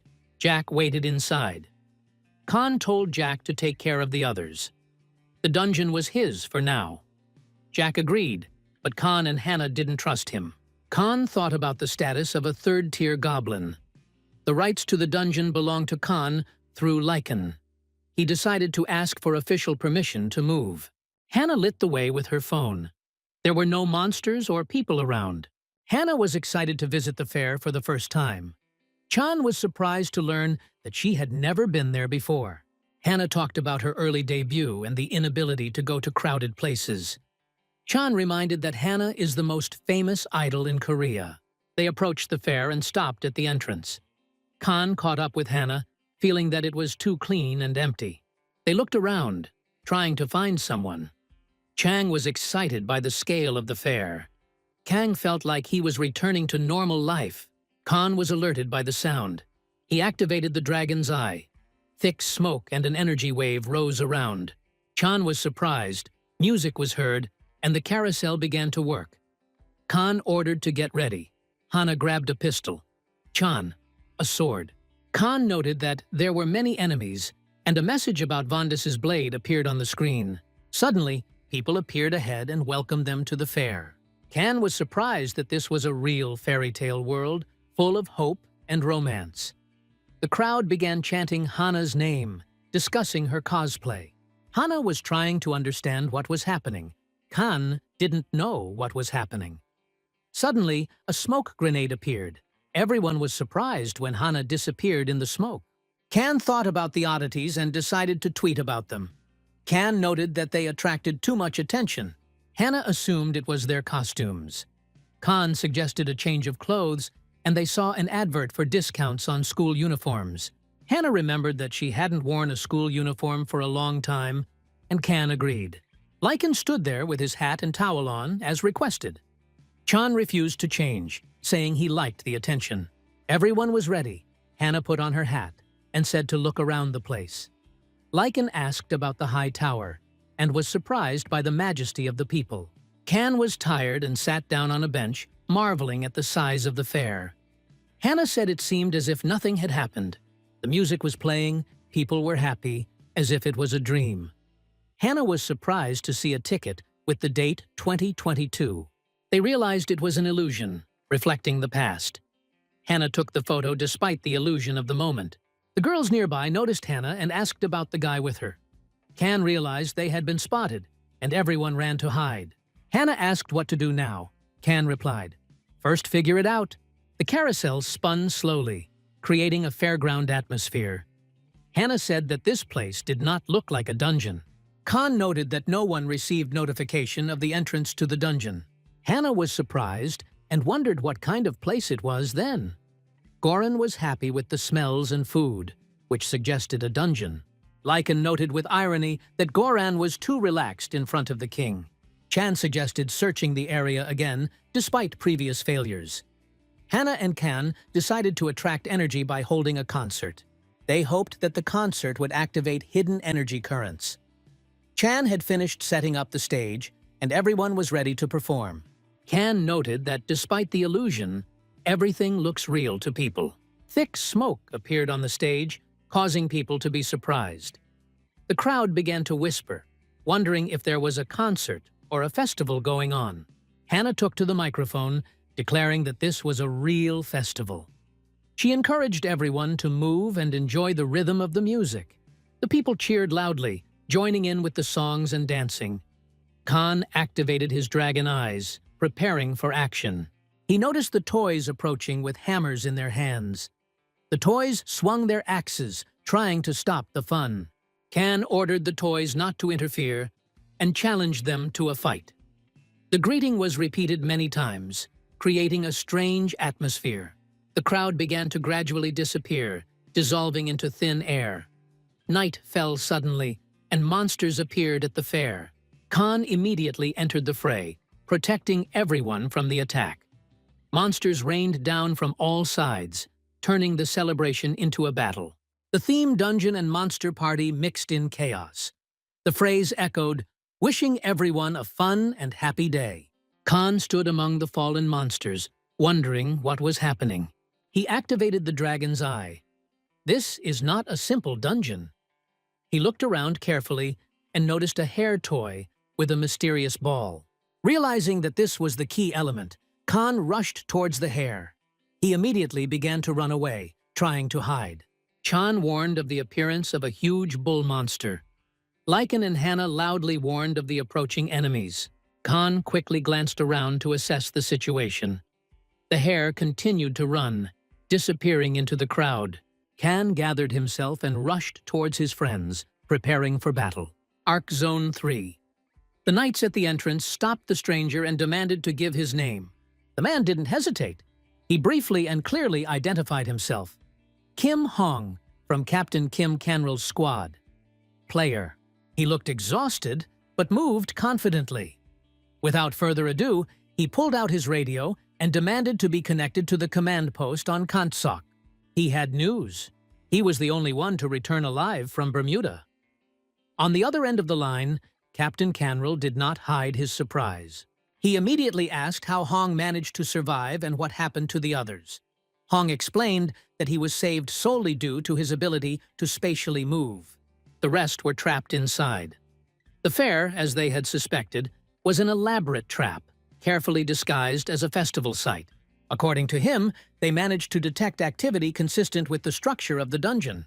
The minimum rating is a D, but it is probably closer to a C. However, Hong insisted that the problem was not just the strength of the monsters, or the traps. According to his observations, the trap somehow interacts with memory. The higher the player's level, the stronger the influence. Memories are distorted, become poisonous, displace reason, and push towards irrational actions. Captain Canril froze. He had already sent a squad there, including high-level players. Only now did he begin to realize what a threat he might have inadvertently increased with his order. About an hour ago, a group of masked people appeared near the entrance to the fair. Despite the fact that the place seemed ideal for the formation of a dungeon, with its own atmosphere, attractions, and artificial illusion of a holiday, the system never activated it. This disrupted the usual patterns. What had previously served as a clear sign of anomaly was now left in limbo. Yun Ben-go, the commander of the company's third break group, was sure that this was where K was headed. His group reportedly managed to hijack a runaway train known as the Ghost and arrived in the Bermuda area. Even in their world, full of dangers, the Bermuda area was considered a forbidden zone, a place from which no one returned. One of the escorts expressed surprise at hearing the name. He was reminded that it was the same area where people disappeared without a trace. Now, Kay went there. And if he consciously chose this path, it means he knew something that others did not. This area existed in the first dream side, and this meant that perhaps the source of great power was hidden there. So their order was clear: protect the source of power from K. Having received confirmation, the commander rushed forward. The masked men silently rushed into motion. But as soon as they crossed the conditional border of the fair, they were met not by a threat, but by something completely different. Instead of signs of battle or magical distortions, they saw smiling people, laughing children, and colorful balls. Joyful shouts were heard from all sides. People were scurrying around everywhere, as if they had come to an ordinary city festival. The squad members froze in indecision, their faces expressing bewilderment and slight shock. One of the fighters turned to the commander, not hiding his confusion. They could not explain why, having passed through abandoned buildings, they found themselves in a place full of life. The fair looked perfect, as if no one had died, fought, or disappeared here in recent years.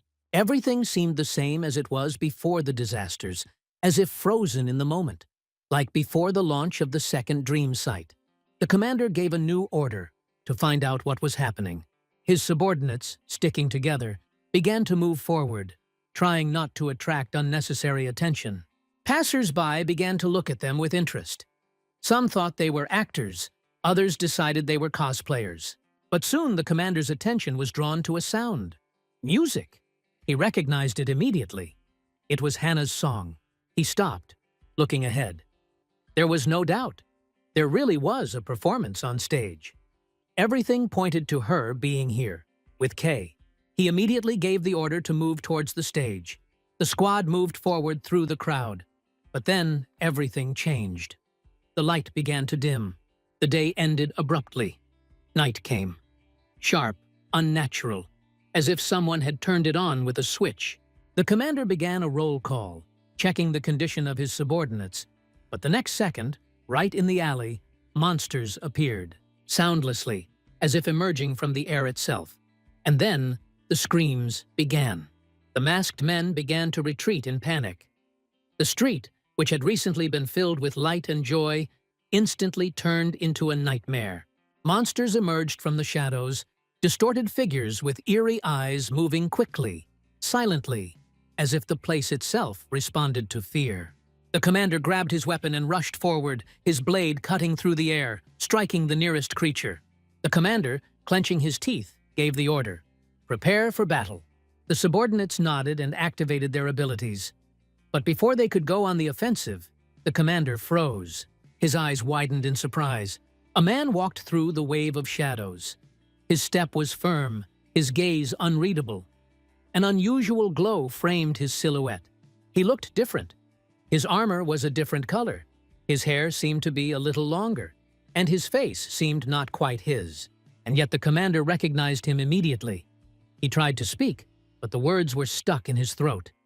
Only fragments of phrases escaped. Kay stood before him. Hannah shot at the monsters with cold-blooded precision, breaking through their defenses one by one. Lycan, brandishing his club, moved forward, intending to support the king. A goblin appeared in his path, massive, second class, with red skin and an expression of arrogant superiority. Unlike his normal kin, this one didn't even try to hide. On the contrary, he rushed at Lycan and easily knocked him down. The Lycan, not accustomed to such humiliation, raged. But before the goblin could strike, Chan intervened, grabbing Lycan and yanking him away from the blow. Lycan resisted, shouting furiously that he could handle it himself, that it was an insult, that a third-class goblin could not lose to a second-class one. Chan just sighed, trying to pull him away from the threat. Their argument was interrupted by another horror. A giant monster stood in their way. Lycan suddenly went silent. Chan was ready to fight, but Hannah fired, noticing the situation from afar, and screamed, ordering them to take cover. Lycan reluctantly admitted that his fighting abilities were not up to par. He explained this by the fact that in the process of controlling souls, he lost a significant part of his power. But he did not regret it. It was all for the sake of the king. They ran to Kay. When they got there, they saw. He was standing in front of them, but not in his usual form. Kay transformed, taking the form of a Manhwa, a mysterious and powerful being who made even the strongest monsters seem insignificant. His energy was alien, unfamiliar, dark and unrecognizable. Chan, confused, tried to reach him, but Kay did not answer. Lycan, catching the distortion of energy, realized that this was not just a transformation. It was something more, something alien. At that moment, Kay raised his sword. Before he could strike, the real Khan appeared, breaking the tension, though only briefly. Two almost identical people stood face to face.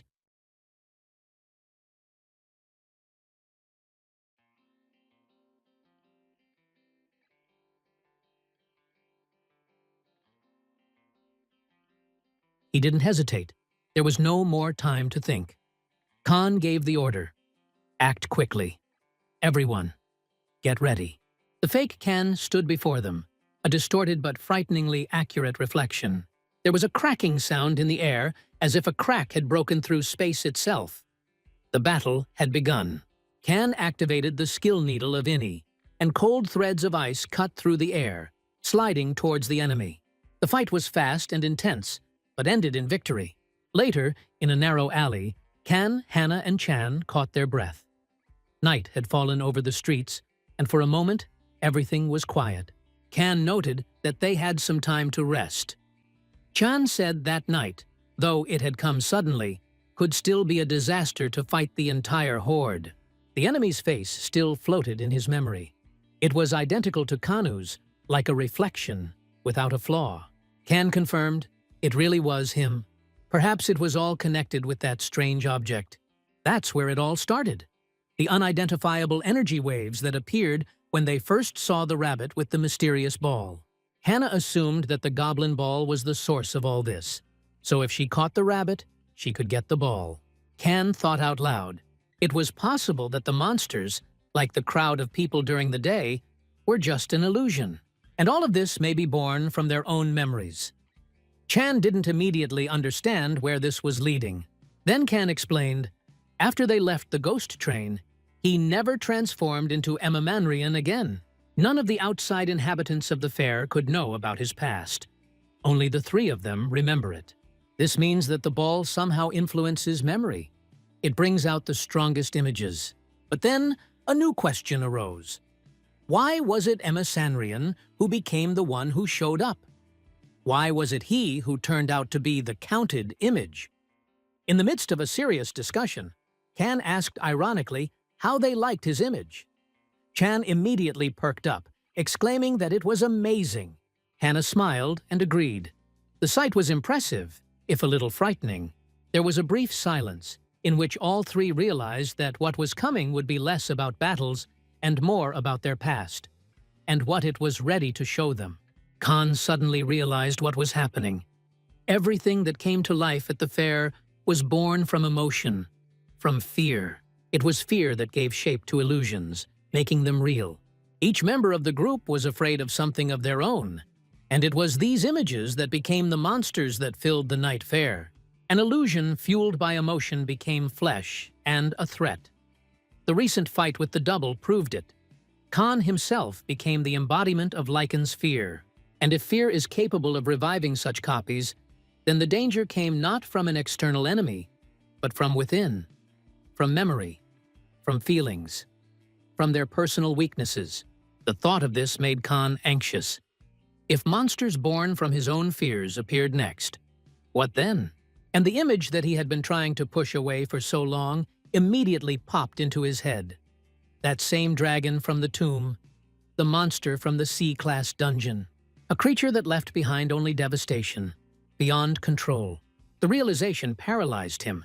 If he continued to think about it, if the fear grew stronger, the ball, absorbing the emotions, would give the image form. And then the fair will find itself in the midst of a disaster far worse than anything they have ever faced before. Khan tried to pull himself together. He knew that what was important now was not strength, but clarity. Any careless recollection could lead to disaster. Kang was watching the scene when Hannah cried out in horror, and he remembered that Captain Kim Kan Ryol should be somewhere nearby. After all, without him, it would hardly have been possible to recognize the goblin ball. Two important objects needed to be found, the captain himself and the ball. Suddenly, a monster appeared in front of them, a centipede. Chan was scared, and Khan noticed that this was his personal nightmare.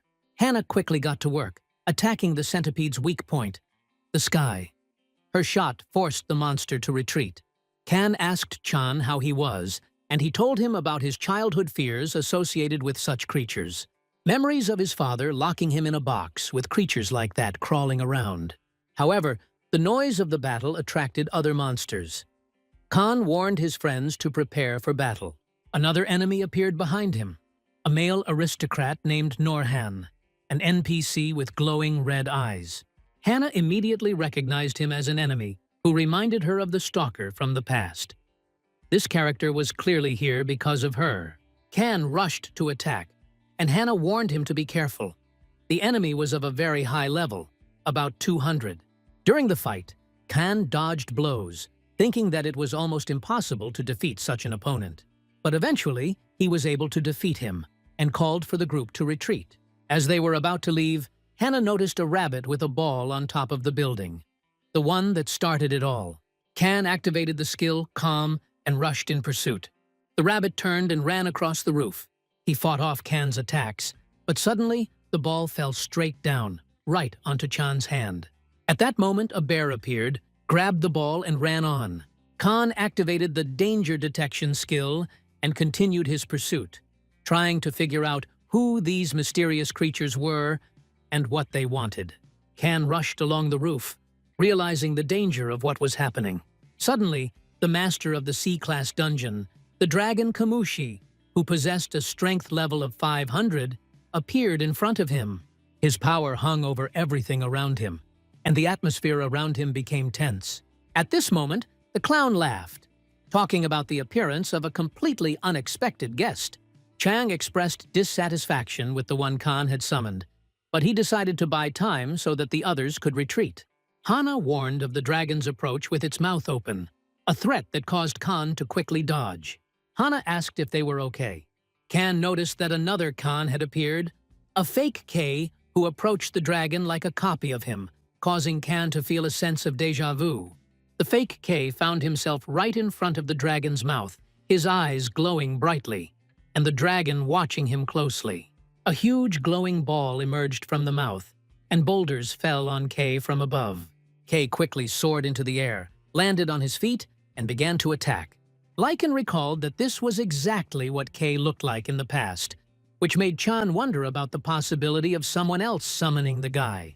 Khan assumed that there was someone nearby who was afraid of him, and that K was not acting at full capacity in this fight. Khan noted that if they were to encounter the real Kamushi, they would not be able to resist his gaze alone. He added that he had the same abilities, unquenchable flames of death and black smoke. So the weapon that can deal with the dragon is still the same. Since K doesn't have this weapon now, he loses this battle. Khan remembered that he too was defeated by this dragon due to lack of weapons. Despite this, K continued to attack, striking, and Khan realized that even if K did not win, he would at least distract the dragon, buying time. At this time, Hannah and Khan decided to immediately look for the goblin ball, because now was the most opportune moment. Suddenly, a goblin appeared in front of them, which Khan knocked down, warning them that real hardcore awaited them ahead. They prepared for battle and hurried forward. Hannah screamed at Khan as another fake K appeared in front of them. His mouth was wide open, letting out a piercing scream, and his eyes glowed red. Hannah, barely containing her irritation, noticed that K seemed to be literally everywhere now. Khan grimly confirmed her words, adding that it doesn't end there. The clash between Kamushi and K's other projections had serious consequences. The ground rumbled and shook from the force of their clashes. Chan and Lycan, pressed to the ground, trembled with tension, trying to stay in place. Heavy footsteps could be heard around the area. Numerous monsters, attracted by the noise and energy of the battle, were now moving straight towards them. Khan noted with alarm that this meant one thing. The entire army of monsters was rushing towards them. The fake K appeared before them again, looking even more terrifying. His body had grown, and his aura had become denser and darker. He probably absorbed a few more souls, becoming stronger. Without hesitation, he rushed to attack. Hannah, seeing the threat approaching, said it was time to put the imposter in his place. Confused, Khan asked what she meant. Hannah offered him to become Imanrian again, a powerful form capable of fighting back. Chan, supporting the idea, cheerfully encouraged. It was time to strike back. Even Little Goblin added that Kay should find out where the crayfish spend the winter. However, Khan remained tense. He explained that it was not that simple. Becoming an Imanrian required the absorption of souls, and there were children nearby who could get hurt. It was too dangerous to use this skill now. Meanwhile, the fake Kay, consumed with rage, continued to rush straight at them, not giving them a second to think. Hannah was pushing him. A decision had to be made immediately. Khan was racing through his thoughts, hoping to find another way. But he couldn't find a way out. When the enemy was very close, Khan gritted his teeth, made a decision, and gave the command. Go into battle. He rushed towards the monster, not waiting for a miracle, relying only on himself and his comrades. Suddenly, a bright light blinded Khan. The light from the spotlights that burst out of the darkness. A car was driving straight towards them through the crowd of monsters. She cut into the gathering horde without hesitation, clearing a path and stopping right in front of the group. Khan stared at the transport in surprise, not believing his eyes. A voice came from the cabin. Someone was calling them. The man shouted, "Young people, run here." They hurried to the car. The driver was a middle-aged man with a hoarse voice and a calm confidence in his eyes. He introduced himself as Kim Kang-ryol, captain of the Ark. Khan thanked him, saying that he saved their lives.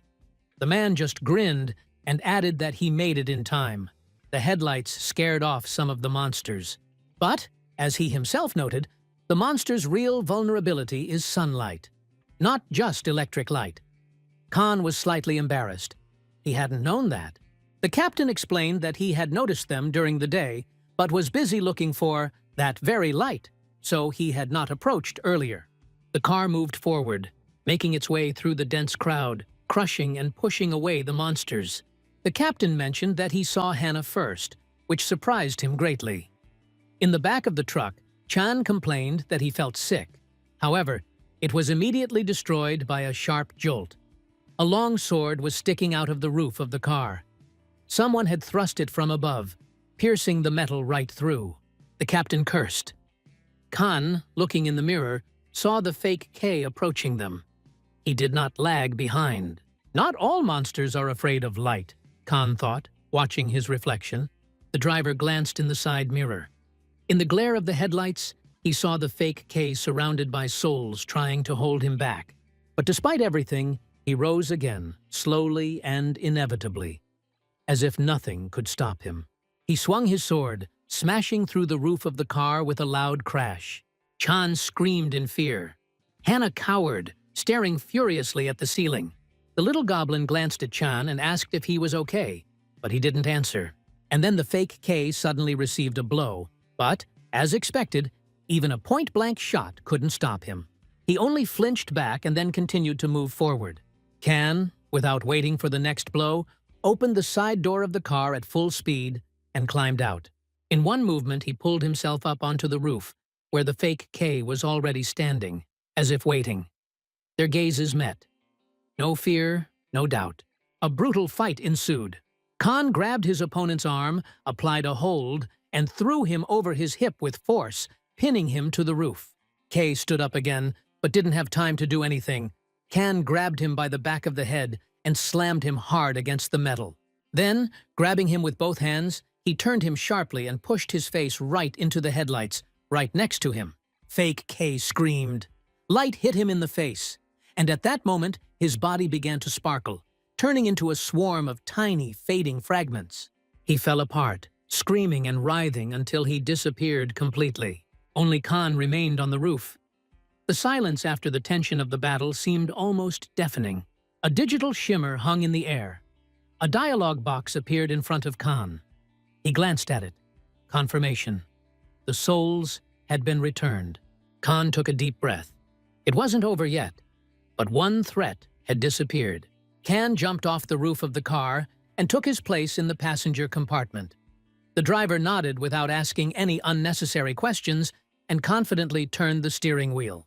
The car rushed forward, cutting through the remnants of the crowd of monsters which were crawling away from the bright light of the headlights. The driver drove the car to the hiding place. Somewhere in the depths of the city, among the ruins and shadows, there was a point where supplies might still be preserved. They arrived at the location. Inside the cache were many survivors, tired, worried, but alive. The captain opened the door and was immediately surrounded. The men cried out in relief when they saw that he was safe, and their attention immediately turned to the others. Someone called out to Hana, happily noticing her among the survivors. One of the fighters had already rushed to get a potion to help with the wounds. Kan just chuckled. No one seemed to be worried about him. The captain couldn't help but chuckle, diffusing the situation. Hana held the potion in her hand, her eyes full of fatigue and relief at the same time, trying to comprehend everything that had happened. Those around him bombarded Hana with questions. Why reinforcements hadn't arrived, what was going on outside, and who that terrible monster was. The captain confirmed the worst. A C-class dragon summoned by K appeared outside. This stunned everyone. But what was even more confusing was that many believed that the K fighting the dragon was the real one. No one knew about his true nature, much less about Hana's game personality. The captain tried to bring the conversation back to the point. As long as the monster fights, there is a chance. He pulled out a drone, an unusual artifact. The screen displayed an image of a drone flying over the fair. Khan recognized the object the drone was approaching. Lotta Tower, a high-rise building hiding something important. The guy confirmed. There is a dungeon there, not like the others. It's like it's in another world. And now is their only chance to get to it. There was no door, no hint of a familiar entrance. Before them was only an empty, black, abyssal opening. It emitted neither light nor sound. It resembled a black hole, faintly pulsating at the edge of perception. The guy controlling the drone swore sharply. The device stopped responding. The signal was interrupted. The drone began to fall. And not because of damage or a malfunction. Something clearly interfered from the outside. Perhaps it was a monster attack. Everything was happening too precisely, too purposefully. A silhouette appeared on the screen.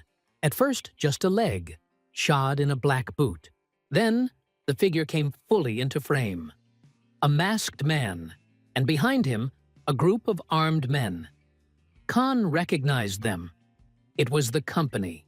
The idea that they might be connected to the Dark K sounded frighteningly logical. But Khan shook his head. If the dungeon was truly their creation, it would be unlikely for such an unstable entity as K's shadow copy to be there unchecked. It would be too dangerous, even for them. Meanwhile, the masked man, without thinking, stepped on the drone. The image went dark. The boy screamed. Too much work had gone into this device, but emotions had to be put aside. Now it's clear. The company is already there.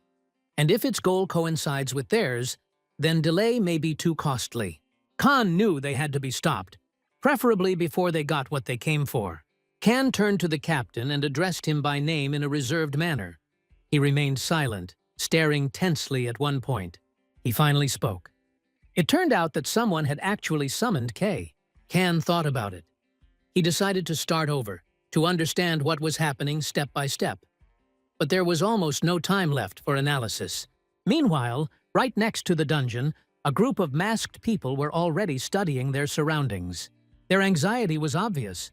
They realized that they had been spotted. Someone in their ranks asked anxiously who exactly was on the trail.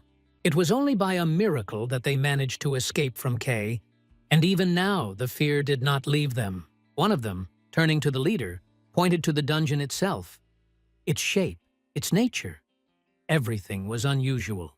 Experienced players who had seen many anomalies were now faced with something that defied explanation. But one thing was clear. It was in this place that all the power contained in the area known as the Bermuda Triangle was concentrated. A unique chance. If used correctly, this dungeon could become the greatest weapon, not subservient to any known faction.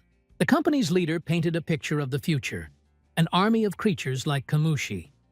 In such a situation, they would no longer have to fear anyone. not even K. And, if the situation gets out of control, the dungeon can simply be destroyed. One powerful explosion launched through the dungeon flower will blow everything to hell. The company's mission was extremely pragmatic: to artificially speed up dungeon breakthroughs using an artifact called the Dungeon Flower. Their goal is to turn even weak dungeons into powerful and unstable zones that can not only be controlled, but also used as a weapon. These transformed dungeons became traps and battlefields, deadly not so much for the monsters, but for the players who found themselves inside. If they manage to repeat the success of the first group, they will rise to their level. And along with that, they will receive bonuses and access to higher operations. But suddenly, everyone's attention was drawn to a strange creature. A teddy bear appeared in front of the portal, unnaturally cute for this place. There was a ball in his paws. Someone from the team called him a doll, but the bear didn't give them time to think. He instantly jumped into a black portal and disappeared. Confusion gripped everyone. This was not according to the script. The commander sharply ordered that no one should waste time. K's approach was a matter of minutes. The team knew they had to act fast. Without further ado, the fighters dove into the portal one by one, following the bear and his mysterious cargo. They were about to meet the unknown, perhaps the key to new power, or the end. The night enveloped the city in dense darkness. The streets were covered in ash and chaos. Overturned cars, broken shop windows, drops of frozen blood. The air was filled with the smell of burning and dust. The monster's huge paw landed on the asphalt with a dull thud, leaving a dent. Two blue creatures walked growling and looking for a target. Khan assessed the situation instantly. He was not going to waste time. The decision came quickly. Deal with the threat immediately. He gave a short command without raising his voice. Act. The break group commander nodded, giving a signal to his subordinates. The count began. On the count of 3, Khan was already flying into battle. He moved confidently, precisely and furiously, striking with perfected speed. The monsters did not have time to react.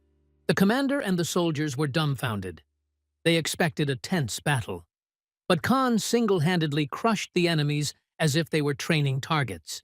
There was silence. Only the echo of the blade still hung in the air. Khan and the commander stood among the fallen monsters, looking at the lifeless bodies. The commander reminded that the search for the goblin ball was not yet complete, and without it, the mission would not be completed. Khan replied that knowing the exact location of the dungeon meant there was no need for a random search. Now you could go straight to your goal. The main reason for all this is a monster that lives in the dungeon itself. If you manage to carry out a raid and destroy the monster, it will disappear, and the ball will be left without an owner. Hannah expressed doubt that the masked men were somehow connected to the dungeon. Perhaps they were just casual observers, not involved in the confrontation. Khan noted the scale of the dungeon and suggested that it was its internal power that was causing such unusual phenomena.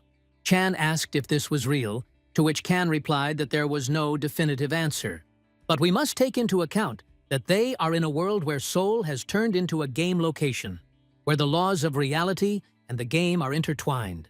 If the problem with the dungeon was solved, Khan knew that he would be able to deal with the masked men, the fake K, and even the dragon. In normal dungeons, you can usually get a description of Loki himself, but here everything was different. However, for some reason, everything around seemed familiar. Khan wondered whether he should try again. At that moment, he looked around and noticed that something incomprehensible was swirling in the air. A monster, or some unknown entity. Suddenly, an unknown force awakened on the fairgrounds, and an alert appeared warning of a new event. The monsters with huge teeth were very close. Khan quickly took out his sword and began to strike, repelling the attack. At this time, a message about a new quest appeared on the screen. Transformation into a dungeon. The quest category was Presentation. The difficulty was unknown. It was reported that a parasite appeared in the fair location, and if all conditions are met, the system will create a thematic prank, the Puppeteer Pierrot's Dungeon. The task was to escape the fair where the dungeon was located. The deadline was not specified, And the reward was life. The punishment, death. Can was puzzled as to what this new type of task was. At this time, a group of people in armor were exiting a subway car. The man thanked Jack for his help, and Jack assured him that he was ready to fulfill any whim for money.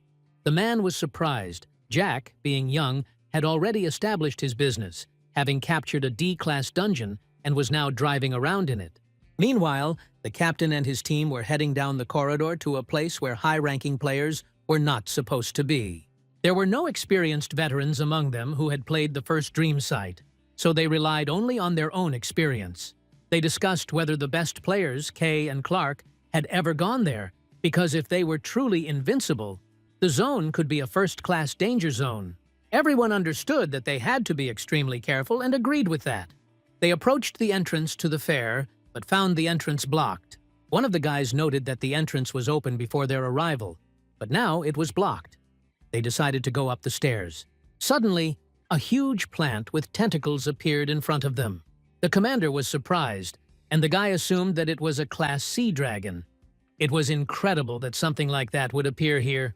The tentacles approached one of the men's legs and grabbed it. The man screamed, and the others panicked and tried to help. The tiles underfoot began to crack, and a strange creature crawled out from there. One of the men suggested that it was a parasite, similar to those that appeared during the transformation of the dungeons during the training process.